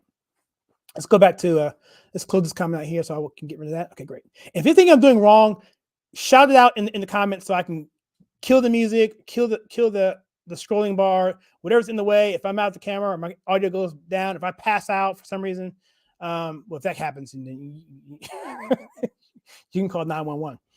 All right, so here we go. Media asking Carrie Lake if she's going to concede. You guys are idiots. What? Oh, okay. So media asking Carrie Lake if she's going to concede this before election day. Votes have been even counted. They know the end game. Okay, well, all right, here we go. Election day votes on Carrie Lake are now beginning to be tabulated. This is 20 minutes ago. We know that already. Tabulated votes will begin to increase estimates 7 to 3. I don't know what that means. I'm not sure what that means. Decision desk. Okay, who cares? It get too wonky for me. What did that say? That said DHQ race update 80% in Arizona governor Kerry Robinson. Oh, okay, we already knew that. Okay. All right, Kerry's right about the 7-3 ratio in person. Okay, yeah, so basically 7-3. So if Carrie Lake is right about the 7-3 ratio of in-person votes that were cast for her today, her versus Rhino opponent, then I've calculated it based on the remaining votes. She can still definitely win this. Now, I don't think you're considering the drop-off ballots, which would put her over the top fairly easily if the ratio held. Okay, so I'm not gonna go through all this. So yeah, here we have this here. So let me just quickly plug our Truth Social. If you want to check us out on Truth Social, we got verified, which is kind of cool. We got a checkbox now, so now I am somebody. No, but it's good though. I wanted it because, there's a lot of people impostoring. We call it impostoring. Is that right? And making us look like we're not who we are. So, but yeah, check us out on True Social. It's The Conservative Take. Also, check us out on Locals. If you can do that, go to theconservativetake.locals.com, theconservativetake.locals.com. And there we have an area where you can contribute in different ways, and that will allow us to continue going forward. But we have a free area there as well, which is cool. We have videos that go up there as well, after shows that we can't talk about like we do on YouTube. We just say whatever we want to say, which is kind of fun. In fact, we're going to have a Rumble show on, actually, we're going to be, this is Wednesday, so it's going to be tomorrow, Thursday at 9 o'clock Eastern Standard Time. It's with my wife. We're going to talk about the 17-minute testimony that Peter McCullough, Dr. Peter McCullough, who gave testimony to the Texas subcommittee on the whole COOF thing. And it's really interesting when you said give a whole timeline of that. And we actually have a thing here. I'm going to put up on the screen here so you can see it. This is, oh, by the way, this is me with, I keep forgetting her name. She's a pundit over at Turning Point. I forget her name. But this is MAGA Hulk. His name's Stephen Davis. He's a cool dude. Talked to him a few times. This is at SAS Turning Point in Tampa. Here we have Charlie Kirk said this. He said, as expected, Maricopa County, Arizona is the laughing stock of all elections, turning voters away routinely at the polls, running out of ballots, polling places, changing locations, helpline overrun, blah, blah, blah, blah, same old, same old. This Friday, what me and Kira are going to get up, we're going to talk about staying safe on social media, catfishing people who impersonate us. That's why we want to get verified everywhere. And so talk about that because she has some experiences with people taking her name and her pictures, and it's really scary stuff. And here's the thing I was telling you about me and my wife. We're going to talk about this on Rumble only because it would be bad for YouTube, but you can read that here. We'll talk about this. It's really, the video will make you upset because he goes through the whole timeline. So if it's anyone that you ever had a doubt of what's going on or forgot or a refresher or a primer, this is a thing you want to watch. If not us, watch the actual 17-minute video. We're going to go through the whole thing. I re-edited it with breaks so we can break and talk about each segment because my wife is really, really into this. She knows a lot about this stuff. She's into health and nutrition. And we have a bunch of information that we just stored away in our own separate thing in case, it got deleted off the internet. We have that. And so it should be a really good, lively discussion there. And that's pretty much all I want to talk about, guys. So have 13 people on. I don't want to just leave you guys hanging. So let's see what else we have in comments here, and I'll answer some comments and go through the rest of these comments, and I will close this thing out. So let me go ahead and end this screen here. Let me go to full screen, and let me throw some branding up here just so you guys can know. Okay, there we go. So that's where we are. That's the stuff we have. So you can go there where we are and go through these comments, and then I will close this thing out in the next few minutes. So here we go. Let's start with the start first. So here we go. 10 Years of Fear says, let me go full screen. Sorry, guys. Didn't know there was an election going on. Yes, it's a primary. And it's important because Kari Lake is going up against a rhino. If there were two good candidates, I wouldn't care. If it was a Kari Lake versus a DeSantis, I wouldn't care who won. I'd go to sleep and sleep like a baby. But because such a big thing at stake here, because Arizona is so important, not only is it a state that's traditionally Republican, that traditionally votes, we need those electoral college votes, but also it helps to secure the border. And that's what's causing our country so much turmoil. That's why Arizona is so important. And that's why this primary is so important. So even if Kari were to lose and the Republican would win the governorship, who cares? What difference does it make? If you have a D if you R by name and you still vote like a D, who cares? It's even worse. Okay, that's my great concern. I'm sure we agree on that. Thank you for that math there, Sargon. Appreciate that. That's even better than I thought it was. Great, thank you. That's the margin that Kari Lake is down by. It was 40. At the time of this posting, which was at 2:15, which is about 15 minutes ago, it was 32.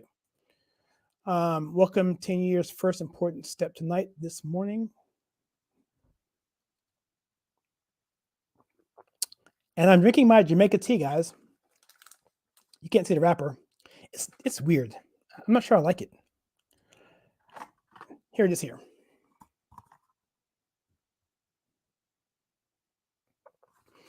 Oh, it's sweet because it's honey hibiscus. Okay. See, I don't drink, that's the thing. I don't drink sugar in my coffee or my tea, actually. So that's why it's different. And hibiscus, I can do without it, but I'll finish it up. I'm glad I picked the one that I hated the worst. Actually, it's from Sri Lanka. That's a whole nother video. Yeah, Sri Lanka is a nightmare. A product of Sri Lanka assembled in China. We'll leave it right there. Let's keep going. Female version of Ron, I agree. And definitely more attractive. Could this indicate the red wave people are talking about? I think we're seeing it in spurts. I do. I don't know what district it was, but there was a district in Texas that was a stronghold for Democrats. Gone that way for over, what was it, 70 years? And now it went to the Republican Party. I think it was a border county. We're seeing a lot of good turnout for people who are affected negatively on the border because their lives are radically affected. And we're seeing it in DC. You know, they're shipping, I think a governor of Texas, I forget his name now, is busing people to Texas, and the mayor of Texas, the mayor of, it's late guys, the mayor of DC is complaining, talking about, you know, you're taxing our resources. You know, our homeless shelters are filled. Stop sending us people to DC. It's the craziest thing that they even formulate that in their lips to even say that. That's the arrogance that these people have. And Mark Jackson says yes. So we have more comments, so we'll go through these guys. Some live comments. Yep.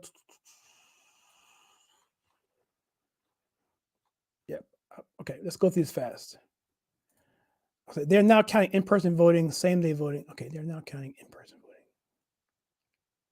Okay, perfect. We're hearing the same thing. Thank you, Liberium. It's awesome. Not at all. It's just you got the background. Yeah. That background noise was annoying. It's something that StreamYard allows us to do now, which is cool, but it can be a problem if I can't hear it in my headphones. So, and the problem with that is I'm doing some recording, so my monitoring is going to another speaker, so it wasn't coming to my headphones. So you don't care about that. But I got to make sure my monitoring is done properly. That's why. Okay, so nice catch, Librium, and you're welcome. Yes, thank you so much, Librium, for that. They're also apparently moving. Oh, gosh. Oh, see, it's not cool, man. Not cool. There you go. So, Librium, do you just want to take over the show for me? You're killing it, dude, or lady. Impersonating. You're awesome, man. Thank you so much for that. I don't usually go this late, but let's see. Who else we have here? Librium, were you watching that?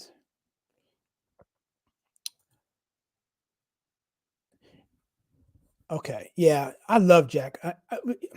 I saw Jack. I think it's pronounced Posibiak, I believe his name is pronounced. He is powerful. I got you to see him at Student Action Summit last week, and he is just fantastic. I mean, he is hardcore, in your face, fearless. I mean, and Charlie Kirk, I have a lot of respect for him too. A lot of respect for him. Got similar numbers on local Arizona news. Just went offline because they have early morning programs today. Oh, okay. I thought they meant that they cut the polling down, the counting down. Okay, cool. Be right back. Okay, nice. Kerlick just tweeted big update coming soon. That was okay.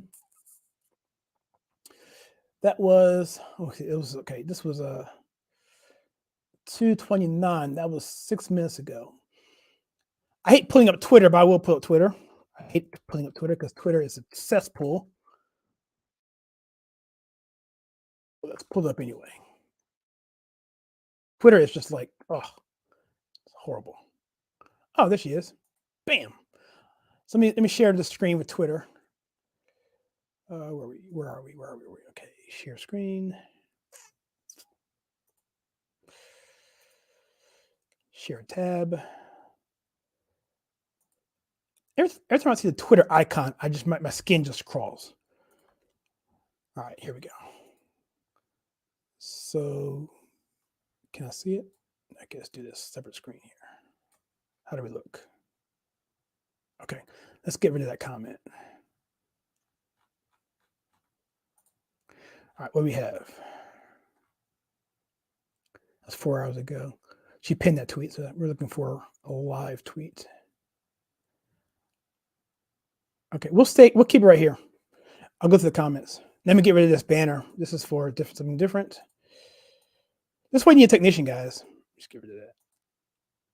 Let's do that. Okay. All right, cool. So back to the comments.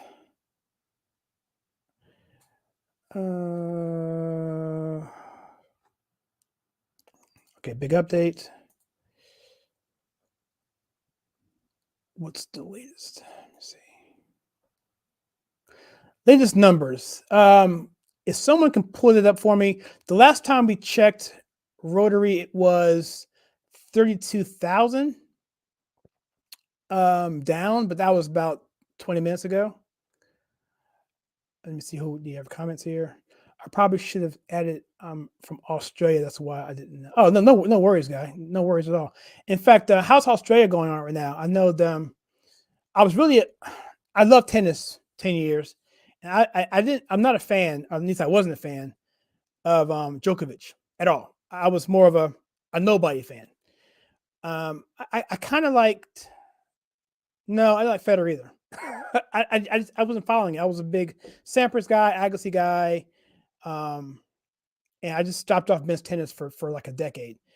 But now I am a strong Djokovic fan. I hope he wins every single match he ever plays. I don't care if he's playing his 2-year-old in checkers. I want him to win. What they did to him down there is just, I mean, if you just don't let him play, don't detain him and go back and forth. I think the whole thing was terrible. And America's not any better. I'm not trying to talk about Australia at all. America's no worse, no better. So it's just, I saw Australia. I just want to say that. Anyway, get back to my point here. So Rotary Nation, 7-10 ratio for Lake with those numbers expected to stay. 31,000, some odds vote behind, but catching steady and swiftly. Yeah, you're exactly right. 31,000. This is like, I almost want to go to bed and wake up and see it at like 2,000. We'll see. Thank you, Mark. You're welcome. I guess we should. Kerry warned the cheaters that this time they would be watching. Yeah. I'm not going to, something I won't repeat on the air because I'm afraid of the algorithm, but at this point, I just don't care. I mean, I don't know what YouTube's going to consider bad or not. So I'm just going to keep going. See, great comment, brother. Yep, it does.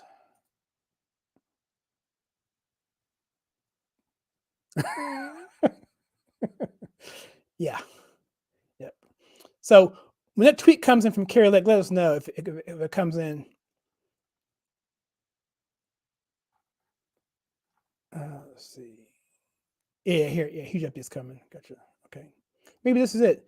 Pima County just posted 3,920 election day ballots. Yeah, it's just consistent. It's just consistent. Right now, Karen is shaking in her boots. She really is.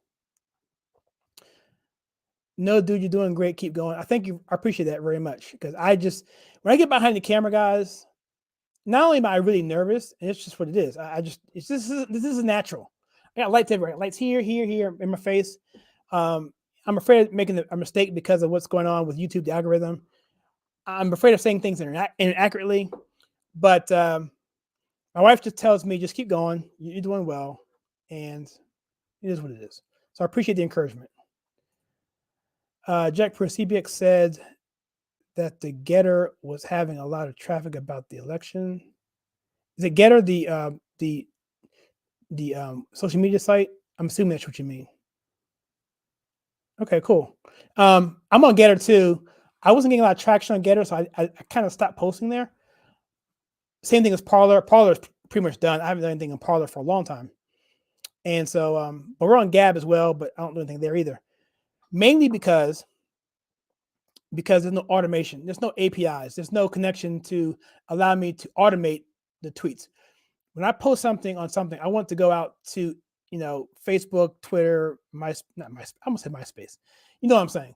But because True Social doesn't have a hook into that, and neither does Gab, and neither does Getter, and neither does Parler. Telegram does, which is cool. So I do that, and Instagram does, but Instagram took my account away, so I gotta get that back in a different way. So and Instagram also doesn't like you to do automation; thinks you're a bot. It's just a big whatever. So that's what prevents me from being on those things more regularly, just because of manpower. Let's see. Just letting you know we've been here with you most of the night. Thank you so much, Capital J. I really appreciate that so much. As you know, as the night that my jittery has been getting a lot better. My jitteriness now is because of lack of sleep. I literally have to wake up in about 3 hours, maybe 4 hours, and drive into work to and then I have another meeting with Nicole this afternoon to talk about her channel or talk about her videos and some ideas we have. So it's gonna be a long day for me. And yeah, so but thank you, Capital J, for that. I really appreciate that. You talk about Australia. No, look, I want to look. I'm not trying to dump on anybody because America is. I'm the last person to talk because right now this country here, civil liberties is something that we're supposed to be famous for, but we've let that go aside. And I know you probably feel the same way there where you are, but I just really appreciate you taking time to chime in way across the pond. I've never been that far over there. I've been to Germany and I've been to that's really about it. I've been into Brazil, but that's on this hemisphere. Never been to Australia. I'd like to get over there. But at this point in time, who knows? So they are global. They really are global. 100%. 100%. Germany. Look what's going on in Germany right now. It's insane. I just mentioned Sri Lanka. What's going on there? It's like you said, it's everywhere, Librarian. So nah, he was cool, man. That was sad.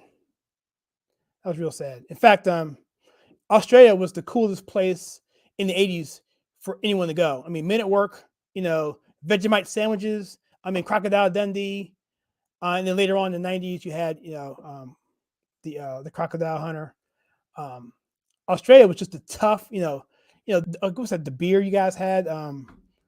Is it Beck's? Was it whatever? Australian for beer? Just manliness, tough, strong. That's Australia, man. That's how we all saw growing up. That's how I always would see Australia. Not to mention, they fight hard. I think you guys helped us in all the both the Persian Gulf and the Second War, and also we helped each other out because Japan wanted to take over Australia, so they were island hopping basically to get down to Australia eventually, and we stopped that from happening. So there's been a bond with America and Australia for years. I want that to continue. Agreed. Yep, 100%. 100%, guys. All right, I got to use them all.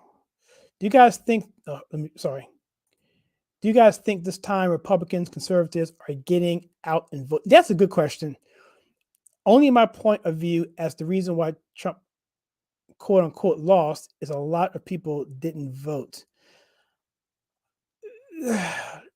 I don't want to say here on this. I don't want to say here.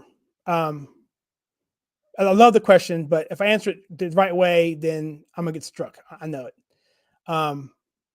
But your line of thinking is right, especially right now, because my question is in Arizona, are people actually not showing up because of fear of what could happen and because of the element of the C word? I think that's a possibility. And it's that level that worries me to the point that keeps me hesitant. if this was maybe, let's say this is 4 years ago, I would go to bed knowing that she would win, because this is trending obviously to a Carrie Lake win, no problem. But with that caveat in mind, I don't know. And I think the question is good. When can I answer? I'm gonna answer this question. I'm gonna start this question. I'm gonna mark it. I'm gonna put it in my private folder. I'm gonna screen print it here right now. I'm gonna put it in my private box here. I'm gonna answer this in a later video. I'm putting it in right now. Paste. I have a little thing that I can just. I'll answer that question in a video, probably on Rumble. I'll probably do. If you want to tune in 10 Years of Fear, go to our Rumble channel. It's rumble.com.theconservative.take.com. Sorry, it's rumble.com/theconservative-take. If you go there, I will start the video with this discussion point. We're going to talk about something differently. It's about Dr. Peter McCullough, but I'll answer this question at the beginning of that video. Cool. Thank you so much. I don't know, man. I don't know. Ask Mark. Mark, am I a natural? Maybe I should ask him that. He'll give me he'll banter with me, I'm sure. Well, 10 years, I agree with the first half of that. Yeah, exactly. That's exactly right, Mark. That's how I want to answer it, and 100%. You answered it perfectly. But I'm gonna get more detail in that, because I'm gonna go off. If you stick around, you'll hear that question answer. It's happening everywhere. Communists are on the march. Yes, they are. They are on the march. But by the way, China. You mentioned China. What's up with that deal with Pelosi going to Taiwan? I mean, what's your thoughts on that? Because parts of me, everything being on the surface legitimate, which I don't think it is. The fact that she snubbed the nose and went anyway, I like that. But the point is, why is she going over there? What's she doing over there? What the heck? I mean, those are saber rattling words. And not that I think Taiwan's going to get invaded by China anytime soon, because newsflash, China invading Taiwan is not going to be easy. China needs to build up a little bit more before they can do something like that effectively without losing half the military force. I've been doing a dive on this, but they could absolutely take it. But is it worth them taking? Are they willing to lose half the aircraft because they don't have the type of precision bombing they need? Because half the country, well over half the country, is mountainous. Yes, still in the first salvo to have hundreds and hundreds of rockets hitting targets, but you still got boots on the ground, and you can only really invade in April and October. So I think the whole thing is just people don't understand, but Taiwan is a lot harder to take over than you think. And if America gets involved, it's not going to happen at all. But then you run the risk of a world war, and there's always that. So anyway, I'm just wondering the whole thing with Taiwan and China and Pelosi, what's going on there? They can't beat, yeah, exactly. We should go to paper ballots. Dude, man. You are trying to get me to get, yeah, that. I'm moving on. Another country. Did it really? Excellent. Let's take a look.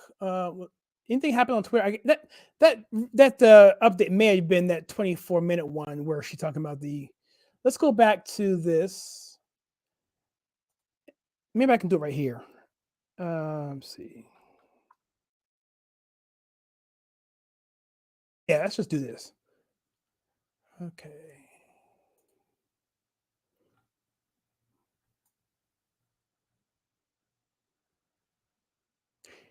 Yeah, so before, all this was orange, all of it. And Maricopa County, she's going down 20,000 there. Wow.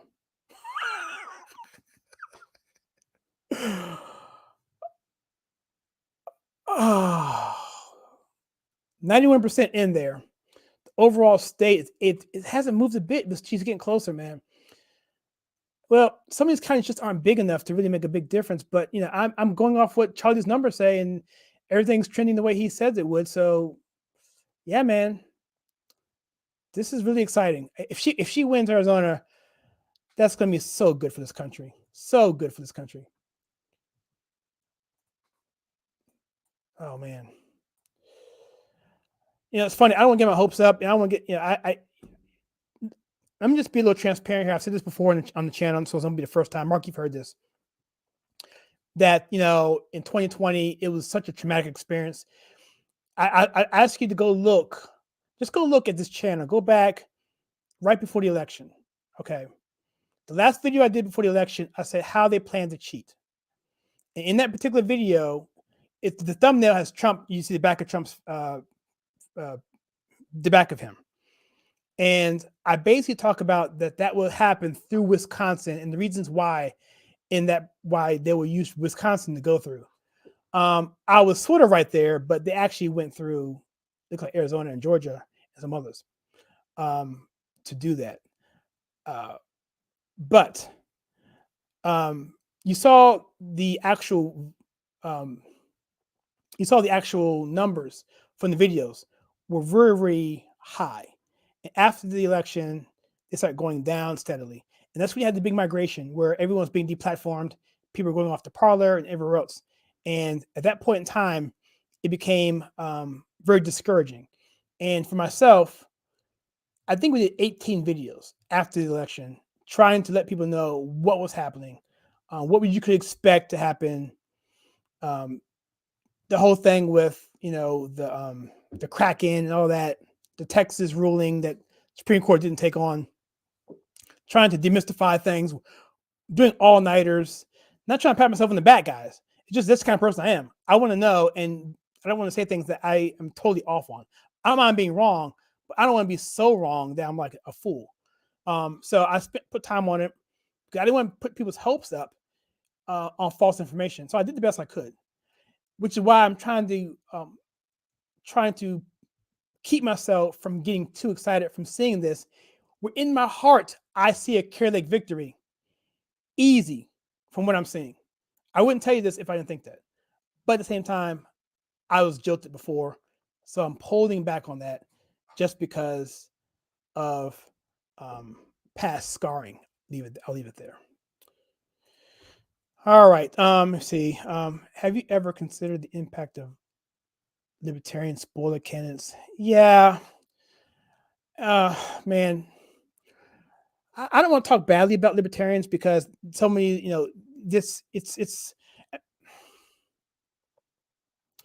I haven't really, that's definitely an issue. Libertarians can go either way. I mean, some libertarians, they're basically, they just don't want limited government. They're fiscally conservative, and they would normally vote for conservative. They just don't like the candidates or they like the party. You have some libertarians who are socially conservative, socially liberal, and would vote Democrat if they had the druthers, but don't like the Democrat Party. So I don't want to say the wrong thing and put them in a category because there's a different flavor of each of those. But to your point, it does more often than not hurt the Republican Party. It just seems to. It seems to, like with Ross Perot. I'm not sure if he was necessarily a libertarian, but he essentially helped Bill Clinton get elected. So, what are your thoughts on that? I don't have a strong opinion on that. Oh, taunting China. I mean, I give Pelosi. I give her some. She got some cojones, man. Or maybe she was just totally inebriated and she didn't even know what she was doing. Maybe that was it. Let me see here. Mark says, Kyle, you asked, you're natural and well prepared. You just need. My wife says the same thing. She absolutely says the same thing. Be less concerned about our overlords. Though I can't really blame you for that. Yeah, I hear you. But what I like to see, guys, happen is for Rumble to grow to the point where I really don't care anymore. And I think it will get there. I think Rumble they just filed a suit against Google for not class action. What's it called? Antitrust, I think. Similar to what Netscape and Microsoft went through, where Microsoft basically put in their operating system, which when you buy a Windows computer, you could not get Windows inhibitors for the Netscape browser, when they found out that Netscape was going to create a PC that ran on Netscape. Whereas I'm getting techie here, guys, but just bear with me. Where Microsoft put their software on a IBM clone open source PC, and then on top of that put Windows and did that way, Netscape was planning on doing it the opposite way because they had an 80% market share on browsers. So Microsoft basically put in the software to not allow Netscape to work properly. And so Rumble is accusing essentially Google for doing the same thing. And if that happens to get settled and things get kinked out, then who knows? Maybe Rumble will be a bigger force more quickly. I spoke with a person high up in Rumble. I can't say his name right now, but at SAS, and we're talking about this, and they're looking at things like that as well. So I agree. Thank you, Mark. I agree 100%. I really do. Now, if you watch us on Thursday night on Rumble, you'll see some of that. A lot of that, actually, especially for my wife. Yeah, I figured that's what it was. Get her money before she probably went to go get her money before things get set off. Right? That's probably what that was. You're probably right.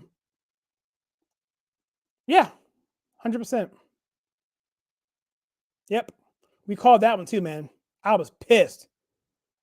Sorry for the strong language there. I was upset by that one. I called it. By then I was done.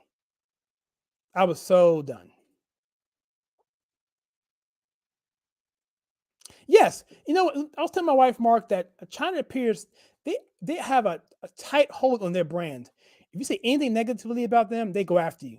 It's like, this is our brand. This is who we are. We are perfect. We're in our own way. The way we want to be seen, that's how we are.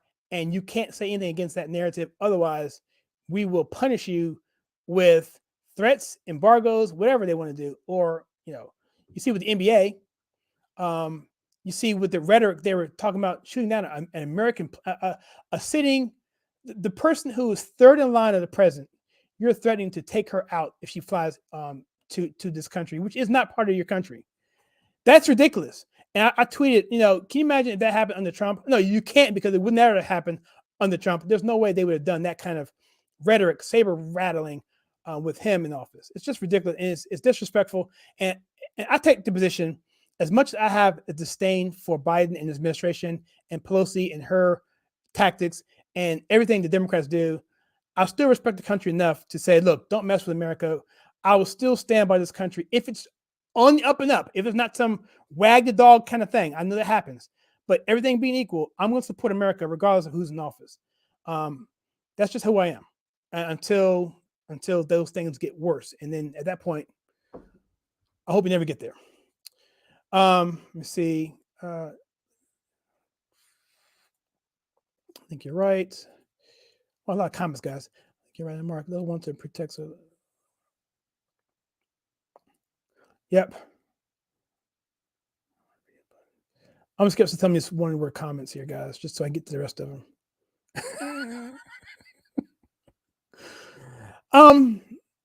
Help me out. I know who Frank Luntz is. He was really popular back with the Bush administration, and even he kind of really messed under Obama. Really, he really messed up in the first year under Trump. But BlackRock, help me out there. What is that?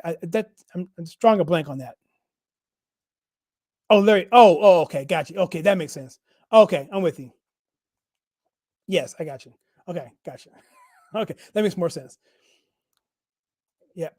Okay. There's.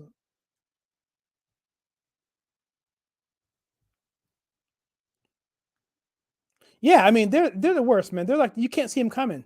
And I will say this real quickly, kind of off subject a little bit. Be mindful of the black rhinos or the black people who are truly grifters, who say they're down with the Republican Party, but they really worship their skin tone more than America and the party. And so they're okay. I mean, they're not liberal, but they'll turn back and say, because I didn't get my way from the GOP, they did this, and because the GOP is a certain way. And those kind of people, you got to watch out for them too. So you got the rhinos and you got those people, the people who don't really look at America as America and skin tone for what it is, which really is nothing. But they look at it as something that's has more power than it needs to. And they put more value on it than it needs to. And they use it as a crutch when things don't go their way. And they'll blame the Republican Party for things and call them racist for reasons. If they're running up for a campaign, I'm a Black Republican, I'm running for a campaign, and the county chair doesn't show up at my rally because his son had a birthday party he had to go to. All of a sudden, he's a racist because he didn't come to my party. Is that kind of stuff we got to watch out for. So those kind of people. So I say we vet the rhinos and those Black potential grifters as well. Not that there are a lot of them, but they're out there. And they can cause a lot of damage because the left uses that to drive that wedge between everybody. Yeah, it was. I'm still mad, Mark, because I really want to see Netscape become its own operating system and be cool. Netscape was cool, man. It was a cool operating system. It was great. And we all hated to run Explorer because it ran like crap. Because it ran on top of DOS, which ran on top of Windows, ran on top of DOS, which ran on top of IBM, and the old archaic open source systems. Terrible. And Netscape could have had their own proprietary system that would have been awesome. But they stopped it. And the whole time, Google was right around the corner, which basically did the same thing. Anyway, with Chromebooks, so. Oh, really? Okay. I might stay up all night now, guys. She's closing in. Let's take a look. Let's see here. Refresh this. Well, this was done on a minute ago. Wow. That's cool. And look at this, guys. 75% in. See, that's what I'm saying. They're not counting those. They're probably miscounting those drop-in ballots. So this whole thing cannot be trusted. It can't be trusted because if you're not going to count the drop-in ballots, then you can't even give us a percentage. Unless you can say, okay, grandma pulled up, gave us her ballot. Okay, hey, grandma gave us her ballot. Check that off there. Unless they're doing that, you don't know how many ballots are out there. You don't, because you're not going to get you're not going to get every single registered voter to vote. It never happens. And definitely not in a primary. So you can't even guesstimate. I'm getting hyped, guys. I'm getting hyped. Thanks. It's quicker than I thought. Now hit the NOS button. Good news. What's NOS?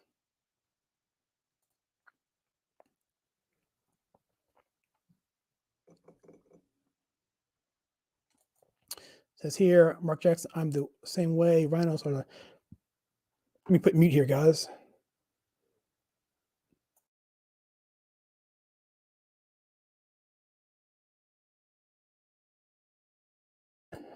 Okay, cool. Mark Jackson, I'm the same way. Rhinos are the nation's cancer that can't be expunged.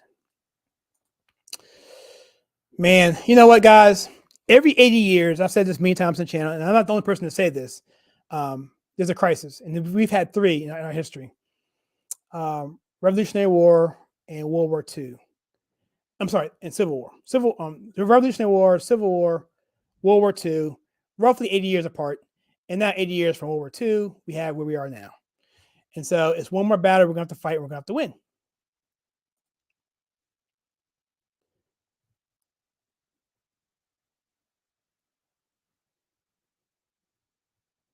I know. I hate it. And I can kind of say that because I see it. And I can spot it. I can spot it,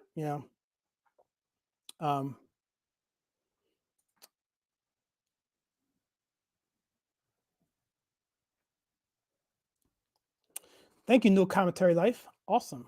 I just may pull all-nighter and just take a shower and go in. Let's see. Asset management company along with Vanguard, largest in the world. Oh, yeah, definitely. Yes. Now, yeah, BlackRock, absolutely. Yep. Now I'm tracking. Yep. Thank you, dude. You're smart, man. You're on the ball. You're on the ball. Remember when Bill Gates was a nerd who, and not an outright creep? Pepper Farm remember. Um, hey WJ, how you doing? Oh, by the way, you know what? Even though those icons are like totally fake, they're making me hungry because I have this big screen here and look at that cookie and that cupcake and that cookie bar and that donut. I'm liking that. Um, so I just finished watching Triumph of the Nerds. It came out in 1996. It's a documentary from Robert Kringley, who was employee number 12 at Apple, who sold off his shares like a dummy, instead of keeping the money for Apple when he was like number 12 employee in the garage in Silicon Valley. And I'm watching this video, and Steve Jobs is like my ultimate secular hero, and Bill Gates. We couldn't stand Bill Gates, even growing up. I mean, even I respected him because he wore polyester suits and he was so focused on whatever. But we never. I was a computer scientist, right? And I was a programmer. Fortran, Pascal, COBOL, C, C sharp, not C sharp, but C, later C sharp, um, uh, Ada, Lisp, and we could not stand Bill Gates. We liked Paul Allen because we knew he was the brains behind the operation, and we loved Wozniak. Wozniak is he's like the man, obviously. Duh, he's like Mozart, literally like a Mozart with computers. What he's able to do with miniaturization, with transistors, and bringing them down and taking power and taking all that stuff from a huge room into a desktop PC was nothing short of miraculous. And Steve Jobs for taking it and making it into an empire. But Bill Gates, man, he was a creep then, he's a creep now. And we thought he was a creep then for different reasons. Now we know he's a creep now for bigger reasons, for other reasons, which just plays into those things he did before. I won't get into Bill Gates. I mean, I'll do a video on Bill Gates, just the whole thing, computer science, and the whole thing, the culture of Silicon Valley, and the whole thing with McAfee, and the whole thing with Cisco, and the whole thing with Intel, and how Park System at Xerox, how they gave away the farm, and how they were. Anyway, I go on. Sorry, guys, I'll shut up. Who do we have here? So let's go here. Pinot County has added.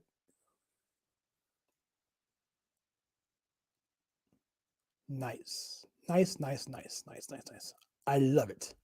It's my Beauty and the Beast. Maurice, when he the guy the movie Beauty and the Beast, the old version, not the remake. I love it. When he said he's gonna put crazy old Maurice in the same asylum. Crazy old Maurice. You know, those few I've been thinking. A dangerous pastime, I know. I'll stop there, guys. I could go on. Funny how Billy is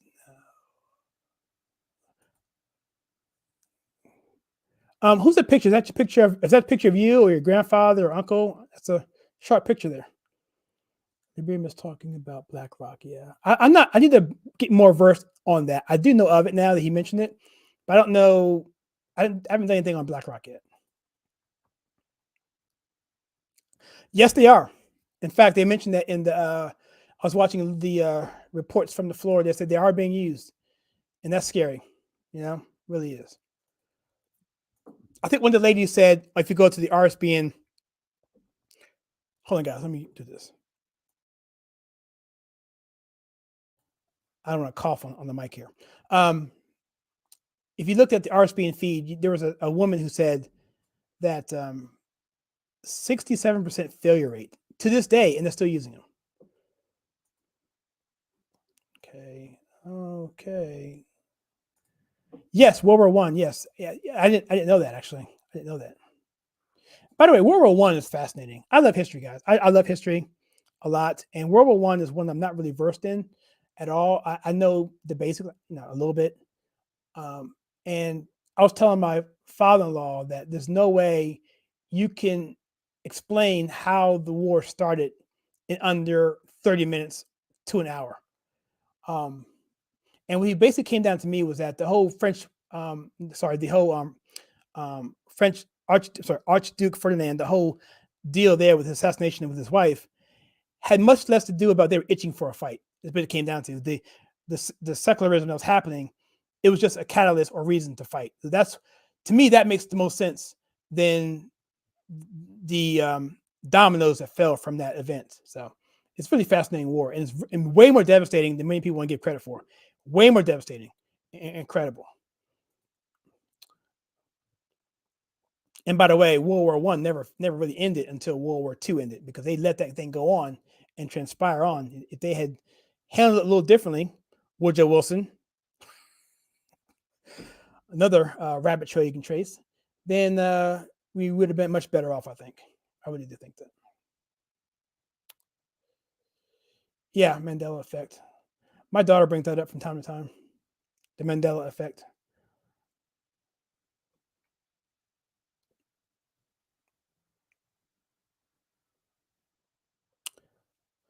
LibreOffice, is that Sun Microsystems? Because that would be Larry Ellison wanting to give it away for free so he could undercut Microsoft, or is that something different? I'm just curious. Or is that the open source? I think maybe open source. I'm thinking about Open Office. No, I'm thinking about Open Office. Open Office is Sun Microsystems. LibreOffice is, I think that's I believe that's going to be your Linux, right? I believe. I think so. Which, by the way, I love Linux. That's a cool operating system. I just wish there was more software for it. In fact, I was doing this channel on Linux because I was trying to do everything for free, and all the open source stuff was on Linux. But problem is, all the multimedia stuff, the drivers and stuff, was all on Windows. So I had to come back over kicking and screaming to Windows because I wanted stuff to work.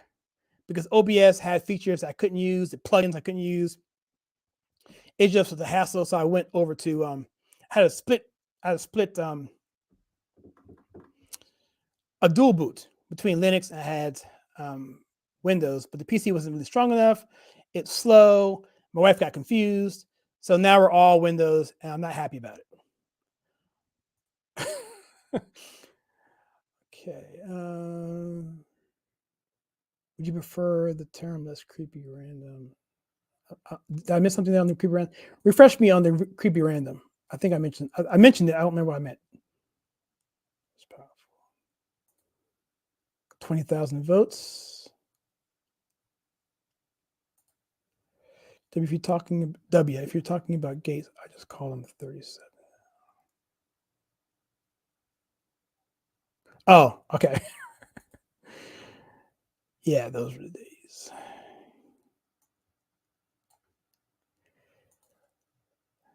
Vietnam, the Great Depression, Afghanistan, Iraq, and yes, World War I was started by the black hand of one man. Yep.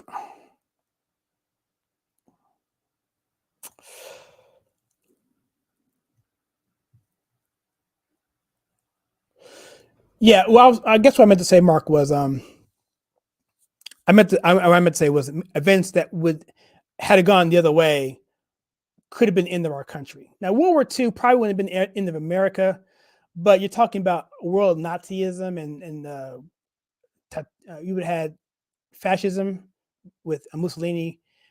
You would have had imperialism with Japan. Australia would have been in trouble with that.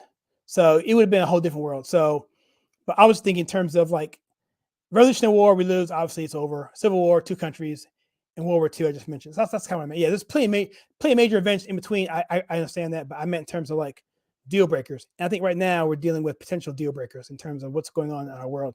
Globalism at the forefront. But, this is just my opinion. Let's see. Wow, 19,164. Okay, here we go. I'll just. Oh, okay, here we go. Okay, I didn't realize that either. Oh, okay. Oh, okay. I got to do some research there. I don't know. I don't know. I'm behind on that. Okay, cool. Cool. So we might be here up all night. So let's close this out here. Let's take a look at this.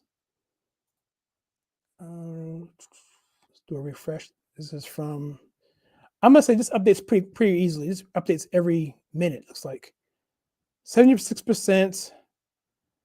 Wow, look at that. Oh, this is the whole thing? Dude, man, the gap has closed rapidly. 3 points. Charlie Kirk, man, you are a genius, dude. You were absolutely right. I thought you were full of it. I thought you were. Am I in the wrong county? Make sure I'm in the wrong county. Am I reading this wrong? No, that's it, right? It says county. Okay, yeah. I guess we're right. Yeah. Okay, I guess we're. I'll make sure I'm not seeing this wrong. Oh yeah, so yeah, 3%. Incredible. Charlie Kirk said this would be a 2%er if one big ballot dump came in. He would see that, and yeah. So if I am Kerry Robson, I am freaking out right now. Linux, yes. I love Linux. Go to some of these.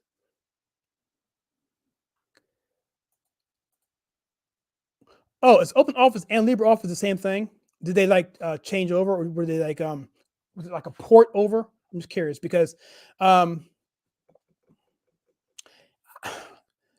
like the software, but I don't know it very well. So when I get into it, I don't know how to use it. So I know it can do everything Word can do and Excel can do, but I don't know all the tricks. So it makes it hard. I want to get in there. I want to do it quickly. So I'm not going to knock it because I don't know how to use it, but it's free. And I don't have Office on my system here. I use Google Office or I use LibreOffice if I need to do something more robust. Like if I need to do something like we call those things, those charts. I forget what they're called. I used to do fantasy football. I used to do this kind of charts that would change. They were random. They would change for you. I forget what they call it. Anyway, it doesn't matter. Anyway, am I missing anything here? Let's go over to Carrie Lake and see if she's doing anything there. Let's jump over to Twitter. The cesspool.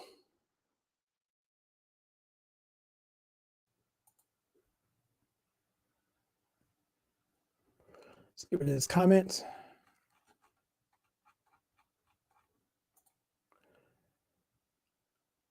She said, hold on to your seats. This is 4 minutes ago.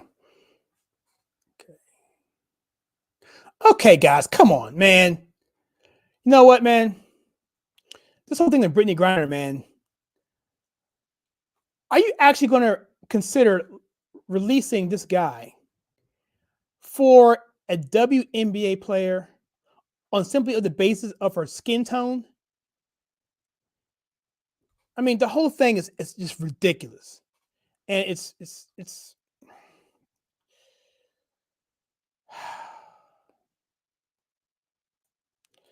identity politics. This stuff is totally just. I don't get it, and how people can be so stupid to fall for this stuff.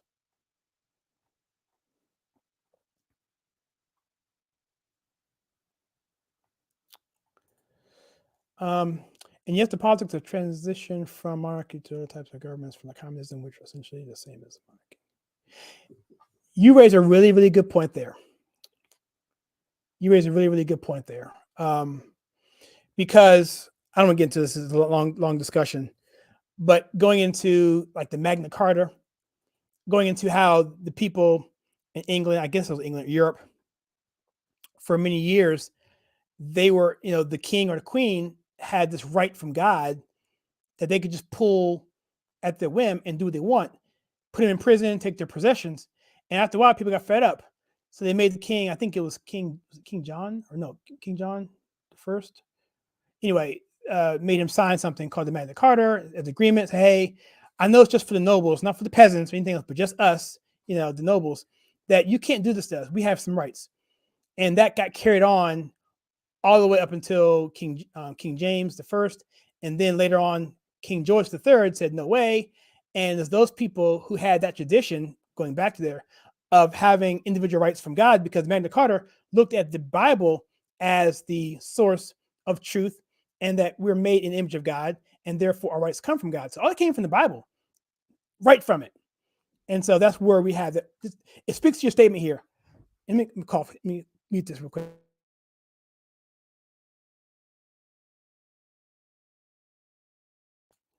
And so And so, yeah, so that's where it came from. And communism is actually the opposite of that. So I like the fact that you brought in monarchy, because it does tie into that whole deal with the Magna Carta and the people being upset with the king's authority or the queen's authority over them without any kind of, reasoning other than the fact that they said God talked to them. The biggest visual change with LibreOffice is MS. Oh, really? Nice. So maybe I should buy it now. I'm not, or at least download it. Let it drop here. Sorry to cut you off, Mark. There, I got jump off to the next one. But yeah, that's awesome, Mark. I really appreciate that. I'm gonna look at that. Pima County added 67 roughly.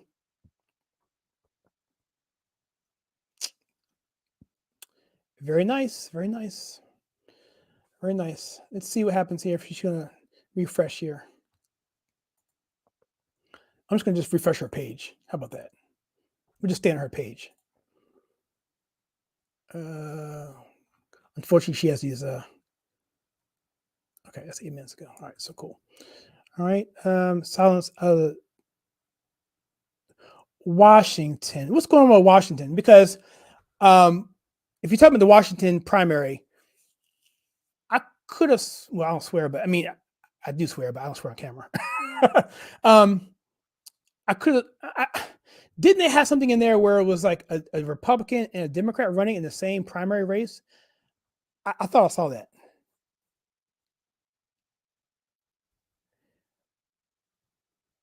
Are you referring to Washington there? I'm not sure. Oh, you talking about this guy, Garrett Archer. Okay, great, perfect. All right, let's do him then. And yeah, because she's probably busy. So I'm typing Gare underscore. I got this huge microphone in front of me. I can't type.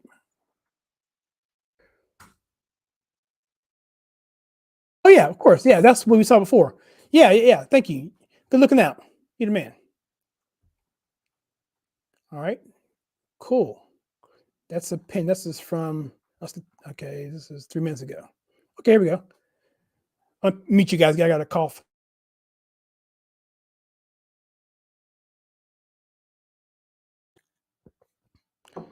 Need more liquid. All right. 100%, which isn't a big deal because it's a really small county population-wise, but that's good. Let's keep going on Twitter. Yep, I got you. Yep. Yeah, we have a Twitter account, but we don't do much there.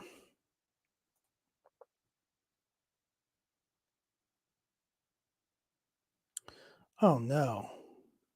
Oh, good. Yeah, that's good. That's awesome. See, it's always good when you can find common ground, right? That's good. Yeah, that's awesome. Yeah. And my parents-in-laws are the same way. Father-in-law is way more. Well, I'm not gonna say here live, so I'll speak. I don't want to get in trouble. It's not. I'm not saying anything negative about them. But just I don't want to speak. It's just whatever. But yeah. So, but yeah, it's basically the same thing. There are things we have common ground on. That's what I'm trying to say.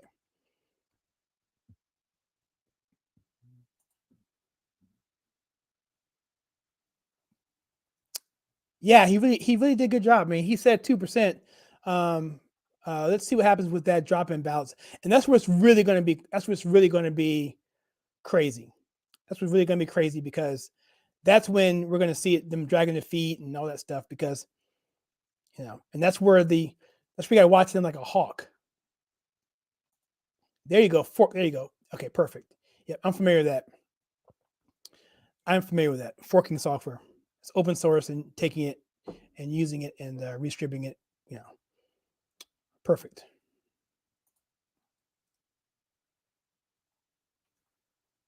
It's good to hear because I don't want to pay for Office. I think was it last year? I think Microsoft was giving a one-time special. You could pay like $50 and get the entire Microsoft suite for life. And I'm like, no. It's almost like getting a free Google account. yeah, it's free, but what are you getting in the back end? Because the way I understand it, I think it's true, is that you no longer buy Windows, you lease it, and essentially they can do what they want if you read the fine print. And so, yeah, I don't want to lease Microsoft. I don't want to give them the hooks into me if I don't have to. Operating system, I have no choice. I tried Linux. I love Linux. It's fun to mess with. It's fun to debug and troubleshoot. But when I want to get stuff done, unfortunately, all the drivers and all the video stuff and OBS and all that stuff that runs this whole operation here, it's just I can't do it. I can't do it effectively. But one day that will change. I could go Apple. I could do that. But then I have to pay out, then that's gonna be way more expensive. But Apple, for a long time, was the way to go. So, but with Steve Jobs gone, I don't trust him either. Not that I trusted him with him either, but at least he had a vision behind his company, and I felt that he was trying to make a good product and be innovative. Yeah. Whereas I think the new guy just isn't.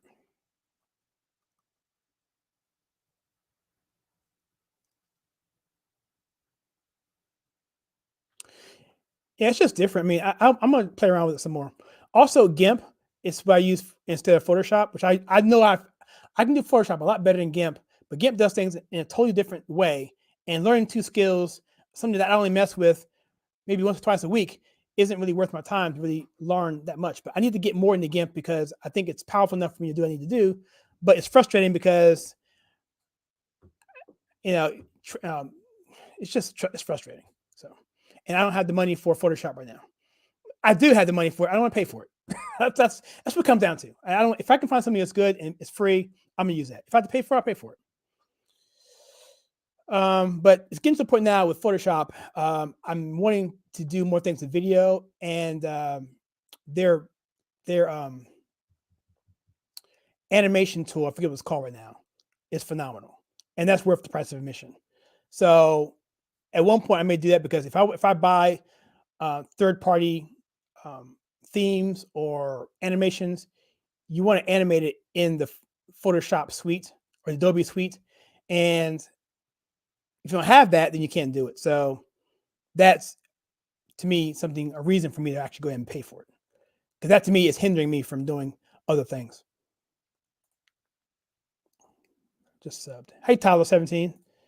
Thank you for subbing. I appreciate that. Hope you stick around. Our content, just so you know, Tyler, it's like Carol Burnett, the Osmonds. It's like the old shows in the 50s, the variety shows, where the theme of the channel essentially is pop culture and politics filtered right, and through the lens of conservatism. So we do movie reviews, not as much anymore because Hollywood is totally garbage.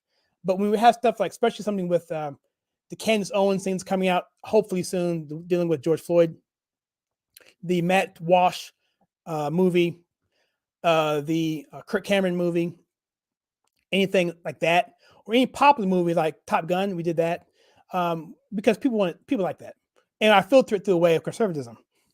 But stuff like politics, this kind of stuff here too, that too, which probably should be separated into a separate channel, to be honest with you.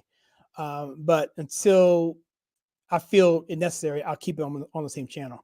And also we have another person who does stuff which is more topical and more wonky. That's Marty Nailitz. He does something called the Marty Chronicles. He's used to be a talk show host out west, conservative talk show host, had a big channel out there back in the 90s.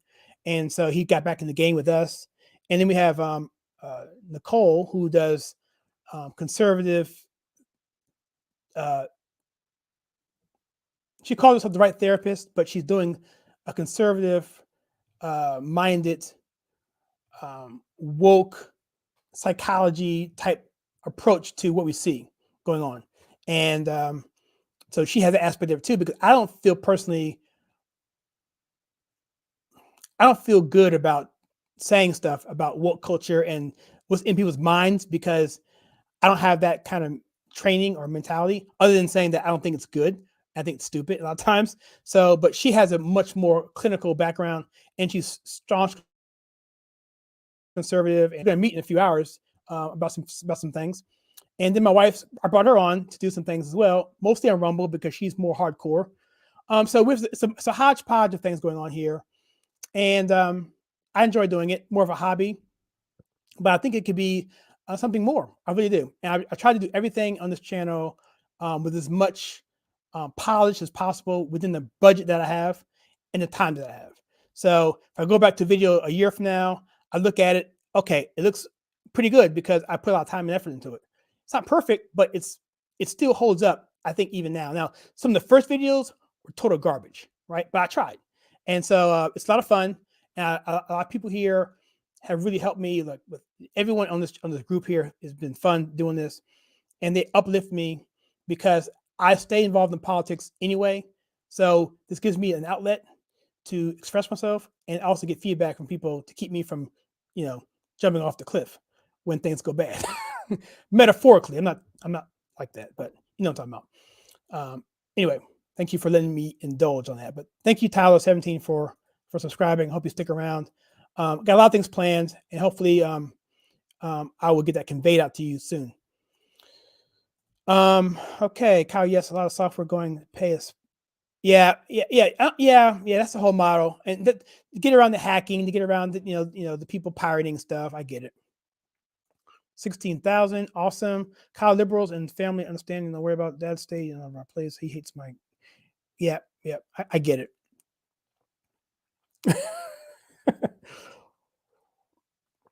Great, Capital J. Initially, it was the money, but a lot of it's gotten high on it. I'm going fast, guys, on this some stuff. So the money. Yep. And I know, isn't that crazy? Crazy, man. Insane. 3% is crazy. But still a long ways off. You still got to get over the hump. Plus, I would feel comfortable at about 2%. Well, not comfortable. I think what you say. OBS runs on Linux. So what Ubuntu, I like Ubuntu. I have Ubuntu on one, and I have, I think, Mint on the other one. And I tried another distribution. I'll forget which one it was. They're just fun to mess around with. Ubuntu has most of the things I need. It's a little robust. If you have to have a PC that can really handle it, I thought Mint was pretty light. And there's one I had for like gaming. I'm not a big gamer, but it was for like using it for a media server. And that was pretty cool. It was just a really bare minimum deal. It's kind of like what you see those Raspberry Pis. It ran on one of those kind of boxes, one of those miniature PCs. And down to the last comment. Candace better get the documentary. Thank you very much, man. I am really getting a little bit perturbed. Before you.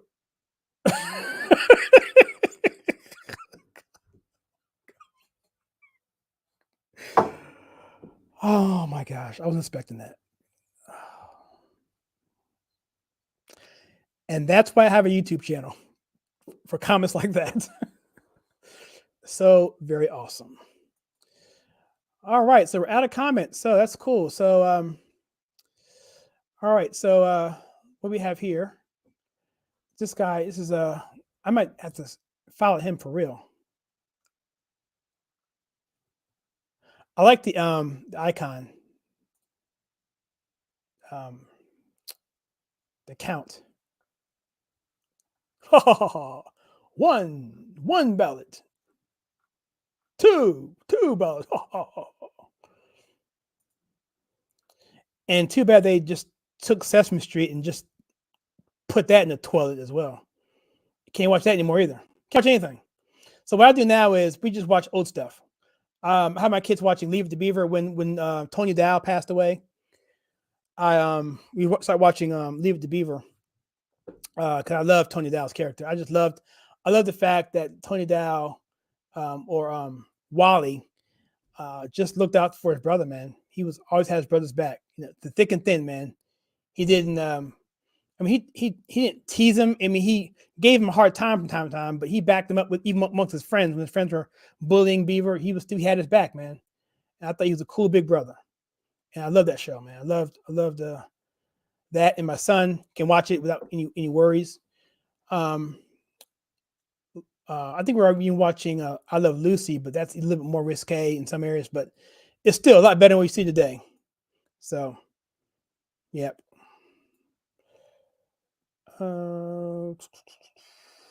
Let's call this a night, guys. Okay, hold on. There we go. Okay, 1,500 difference. Tell you what I'm going to do.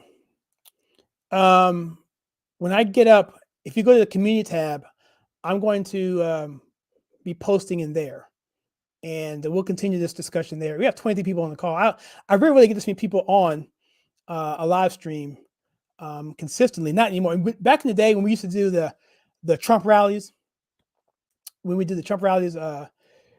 it was it was so much fun. So much fun. Because what would happen was Facebook, what they used to be allowed to do was they used to allow you to do a watch party on Facebook. So what I would do, and it was so cool. So what you could do is I would go to the Facebook channel on the Conservative Take, and then I would I would find the stream. Usually it would be Daily Wire or RSBN.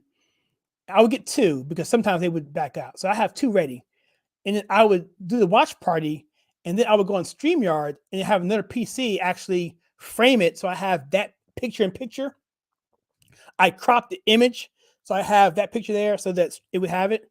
And so we could watch the live stream while commenting in like we are now. It was so cool. It was so fun. You go back and look at some of those old ones, and I would get literally hundreds of people on. And I haven't had that kind of response in a long time. I think it's partially because of the thumbnail that I have with Kerry Lake and the thing, and also maybe me saying comeback in the title, which was a risk of me doing that because we were down 40 points. That's a risk even saying that, but I trust Charlie Kirk and his numbers. And I think it's also because no one else is really doing it right now. I think Charlie Kirk, their live feed went down. So and I think people are just interested in this whole thing.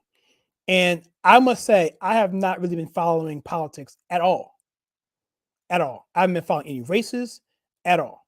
I don't know any of the candidates other than the videos I did talking about how I think we're going to win 20 or 25 seats in the House and how we can take back the Senate. I did 2 videos on that, but I don't remember many of it. So I used to be really on top of that. I've really been focused on the channel, other things, back end, and also helping out other aspects. My role is getting a lot bigger, and doing the videos dealing with things I really care about in terms of pop culture, because that's something that's pertinent and unfortunately can get more clicks and views. I hate to say that, but I got to focus on what's going to help the channel grow versus things that I like to do, like politics. Because in the old days, no matter what I did, it would get clicks. So now the algorithm's tightening up, which is fine, because I think what's going to happen is we're actually going to outbeat the algorithm. What's going to happen is we're going to have enough contacts and enough influence with other people, and we're going to have, let's say, a Brandon Tatum, who actually friended me on Facebook about a year and a half ago, or ABL, Anthony Brian Logan, who friended me on Facebook. So they know who I am. We're not boys. We don't talk. We don't whatever, but they know who I am. And David Harris friended me on True Social. So the name's getting out there, and eventually all it takes is one interview. All it takes is one spot on David Harris' channel, one spot on ABJ, or one call or one phone in to Brandon Tatum for the channel to just explode. And so what I've been trying to focus on is the infrastructure in the back end, so that when it does happen, we don't have our pants down. Because if you're not prepared for that type of thing to happen, then you're messed up. Which is why the website's there, which is why I'll have automation.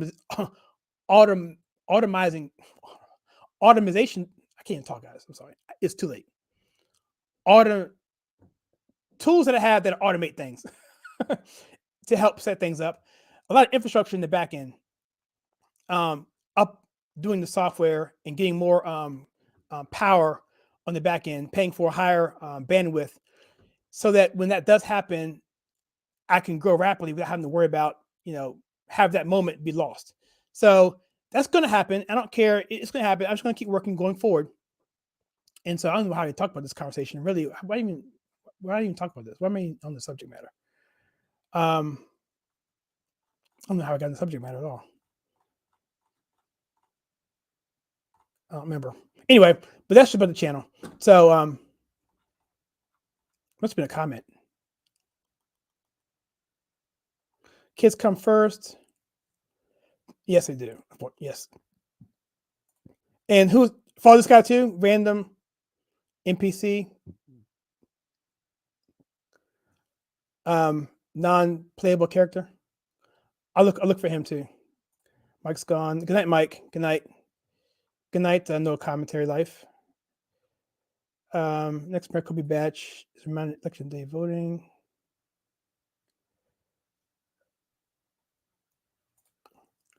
Yep, he did say that. Oh, he said he'll flip next. Okay, cool. Okay, let's go through on Twitter. I may have to keep doing this here. Twitter. I'm trying to remember why I got on that tangent about the channel.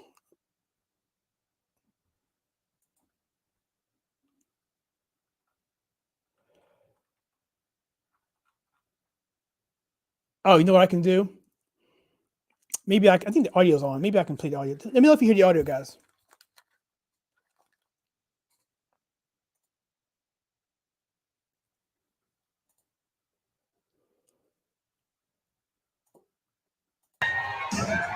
Can you hear the audio? Not, my set's messed up. I can't hear it. I'm not speakers. But if you hear the audio, just let me know. It's not, then we have to.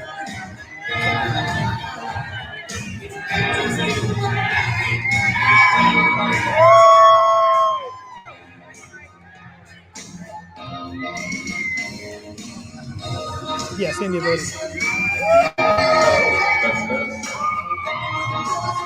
Thank you so much, commentary.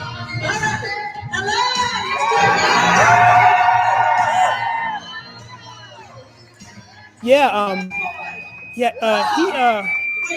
I've never been on his live show, but a friend of mine who recently passed, unfortunately, was on his channel. You may know her. Her channel was Redfin Diaries. She got a chance to be on her show a couple times. We're going to take a maybe I should call in. to these damn electronic. Like I said, if I do, he probably would know who I am, only because he sent me the friend invite. So I mean, I guess he would know. And he's been doing it a long time too. But yeah, I like him because he is so solid. By the way, can you hear the audio? You can? Perfect. I'll shut up. I'll just put this stuff on the screen.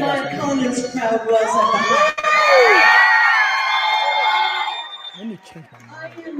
I am so ecstatic because I've been talking to the war room tonight, and my war room is made up of the best people in stats, in numbers, in elections, and there are well more than 100,000 votes to be counted. We're winning by nearly 70%, and we are going next week.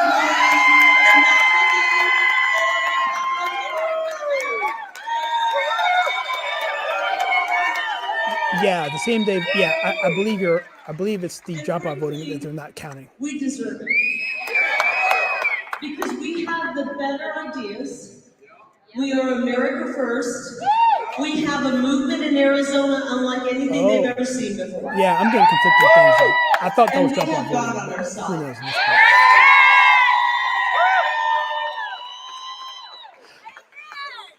I think that they're counting same-day voting. They're just not counting the drop-off voting because there's 4 areas of voting: early voting, drop-off, same-day person, and because of the corruption, and we need somebody who's honest to turn it around.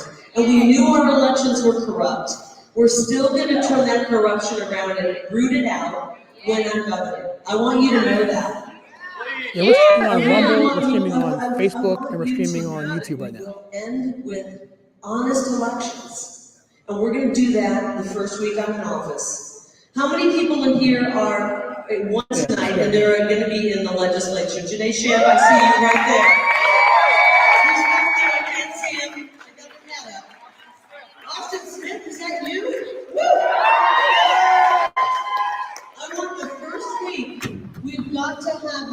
legislation to turn these elections around.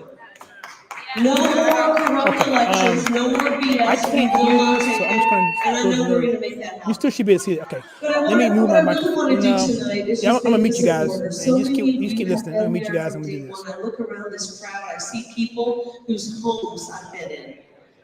People who invited me into their homes to meet their neighbors. This has been going on for more than a year. Yes. People who brought me into their backyards to talk to their friends. And we built this movement, and it is so massive they cannot stop it. I see Alicia over here. She's my mom's coalition. She's happy to be home. We love you from Texas, gang! We have done so much. I've got an amazing group of young supporters, and we deserve to celebrate tonight. This is so amazing. These young people are going to be the biggest movement of young conservatives this country's ever seen. Yes. And I'm so excited about what's ahead for Arizona. If you guys know me, I know. I don't see dark days ahead. I know you already know this. Really don't. I know we're in dark Mark, times, but I keep don't me see emotional. dark days ahead. Because And God placed us here for a reason. The very same God who parted the Red Sea, the very same God who moved mountains, I feel the tears coming. is with us right now as we take back our Just so much country stuff and has save happened this to this country. republic.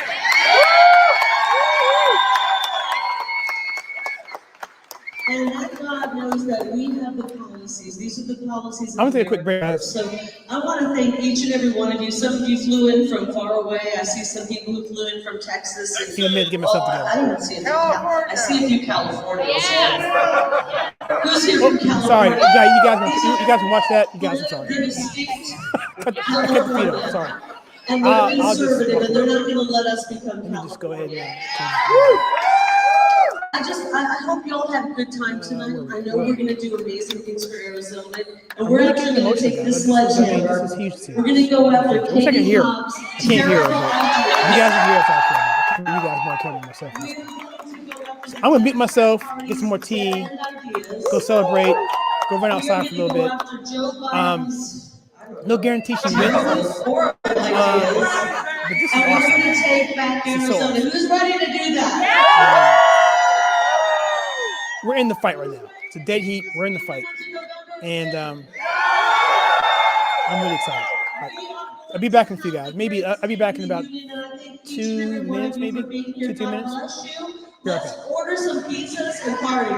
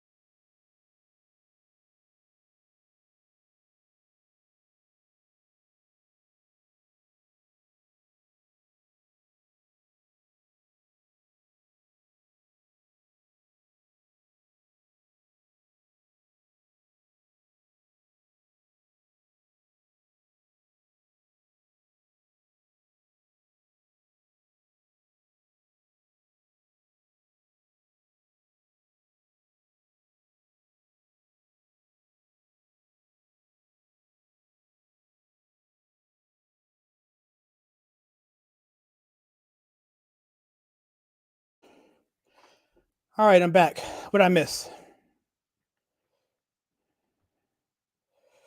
Let's see. Yeah, I got a little emotional there, guys. I had to get myself together. A lot of memories, man. Last time I was at a microphone, a live stream for the election. It was a different story.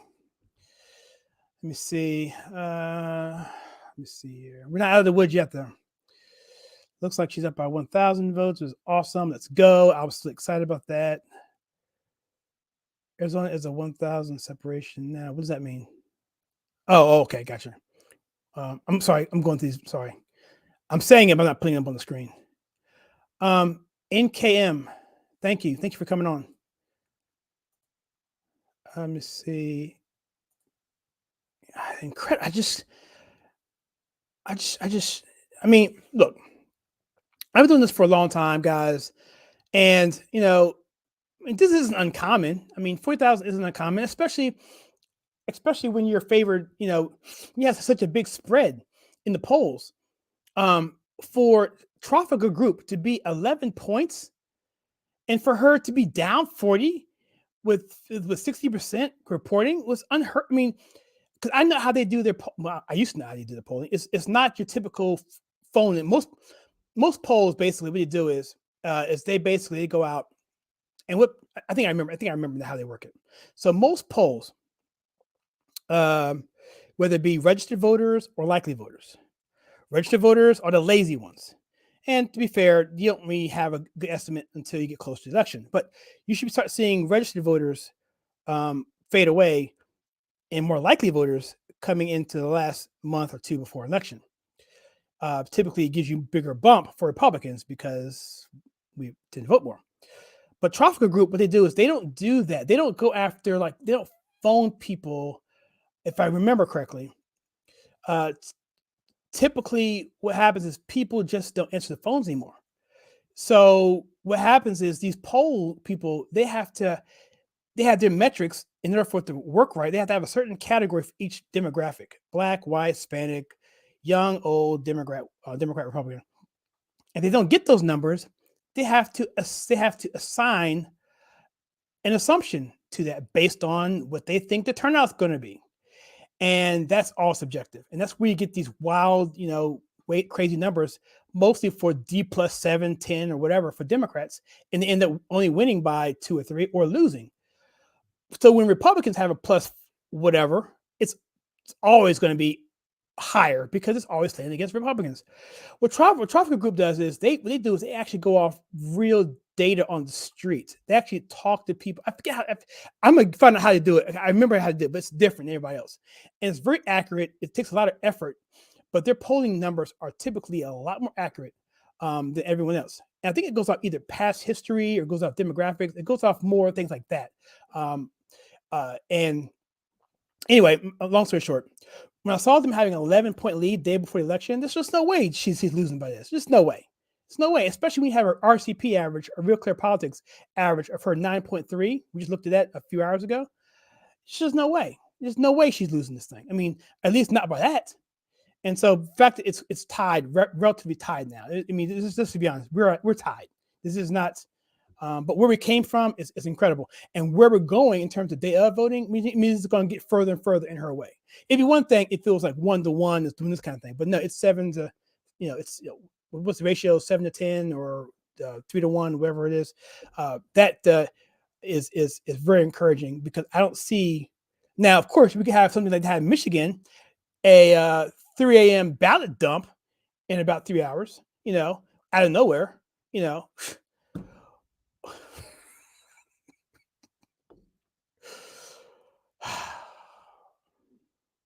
Michigan. Oh, by the way, that Blake gentleman, he won. Heard that was big news there too. Blake, was it Blake? Blake Masters. Yeah, that was big. Now, Washington was going on today. Let's take a look at this guy. Can anybody explain this to me? Does this just mean that they just put all of it in one category that you can only vote for? Oh, yeah, that's what it was. Okay. So I'll say this guy ran unopposed. So all right, that's it. Okay, that confused me. All right. So this guy ran unopposed, and okay, there we go. All right, never mind. So I'm not sure if this person was a MAGA person or not. Probably was. All right, let's get back to the comments. All right. So when I get to the bottom of these comments, guys, I'm going to have to leave at this point. So I'm just going to have to. I can't stay up much longer. Yes, get rid of voting machines. Librarian, absolutely correct. Yes, Carrie's going to be one heck. Yes, she is. She's going to be DeSantis in a skirt, and much better looking. Fantastic movie. In fact, I did a review on Rumble. We got about 800 views on that, which is our highest, I think, Rumble video ever. So, and I talk about that movie. No holds barred there. And I did on Telegram. I did a video prior to and after I did the video. After I saw the movie, I was piping mad the whole time in that movie. Fantastic though. Looking back now, I agree. Everyone's going to have a Celtic Hammer celebration for voting machines. Let's go. All right, guys. I'm going to close this out. I'm going to stop this. I got to go. And this is a good note to go on. Thanks, everyone, for coming on. I'm going to go through all the comments here. Not all the comments, but I'm going to go through all the people who've been online. And just thank everyone. I like to do that if I can do this. So Mark Jackson, of course, capital J, random NPC. I'm gonna miss, if I miss someone, I apologize. Ben Phillips, Librarium, No Commentary for Life, NKM, capital J, Sargon D. Let me see who else. If I forget someone, I really apologize. Lane Phillips, someone who actually subscribed. I didn't actually put your name down. I think it was Tyler 17. I think it was. I think I remember that. DIY captions. Sargon D again. And I think I did a pretty good job there. Let me look at the stars here. Oh yeah, 10 years of fear. And I think that's going to be the bulk of everybody. All right, so let's get this out of here. Let's go to my main screen, move this guy. All right. One more bit of housekeeping here, guys. My name's Kyle. This is Conservative Take. And like I said, we take pop culture and politics. These are our VIP members below the right show, Team Jesus, been going on for years. Jackie, Jay Carpenter, Dee McClure, Ruby's, Garla Williamson. She's awesome. Good friend on Facebook as well. Jay Davis and N. Dembeck. Thank you so much. If you want to support us, check us out on Truth Social.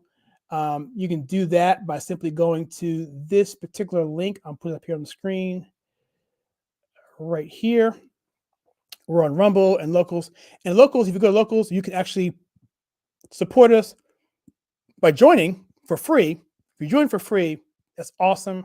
If you were a Gate member, that was our old membership site that was internal to our website. That's no longer there. But if you go there and join it for free, there's a link there for legacy links. So you'll see all the old stuff that was there. And what we do essentially is we basically put content out there that YouTube won't allow us to have safely. So Locals is our area for that now. And if you want to pay, it's a tier system. You can pay a minimum of $2. I think Locals, you have to do it. You can't do any less than that. But there, I have additional footage, back-end footage that I talk about, packing videos that we do for trips, blooper reels, things we talk about in terms of the channel, where we're going to go with it, personal stories, historical stories. I'm a Red Liberty Media contributor, and I have videos out there that don't go on their channel. Like I did one for Agent 355. It's a video about the Washington spies. It was the Culper ring. She was the one, a female, that helped up in New York to capture, not capture, but to identify the spy ring with Benedict Arnold, and the counterfeit ring as well. Anyway, she was a spy, and I did a video on that. Pretty cool. And stuff like that. It's going to be there that's exclusive to you guys. So if you want to check us out there, by all means, do that. And with that, that's really all I have to say, guys. I really appreciate all your support and your love and your prayers. And I will put this on the screen real quickly. Just to indicate the red wave people. Yeah, I think this might definitely. especially if you look down ticket from what's happening. Everyone today who is a MAGA candidate, I believe, won. So that's good. And this last thing I'll do here, do you guys think this time Republican conservatives are getting out? Oh, I think we already said this. I think I did this. Oh, I'm sorry. This is starred. I did this already. Sorry. I already did that one. Come on down to the bottom here. Okay, cool. I think we're good. All right. So with that, let me cue up my last thing here, and then I will let you guys go. Again, I thank you so much for hanging out with me. It's a lot of fun. I'm going to sleep much happier than I would have been normally. And with that, guys, all I can say is God bless everybody, and I will see you guys in the next video. Oh, I'll probably do some more stuff on the community tab as well on YouTube, and also follow us on Truth Social. I'm really on Truth Social a lot, daily. I mean, hourly almost. So that's where I'm going to be putting a lot of content out there, and also the community tab based on what we're talking about here.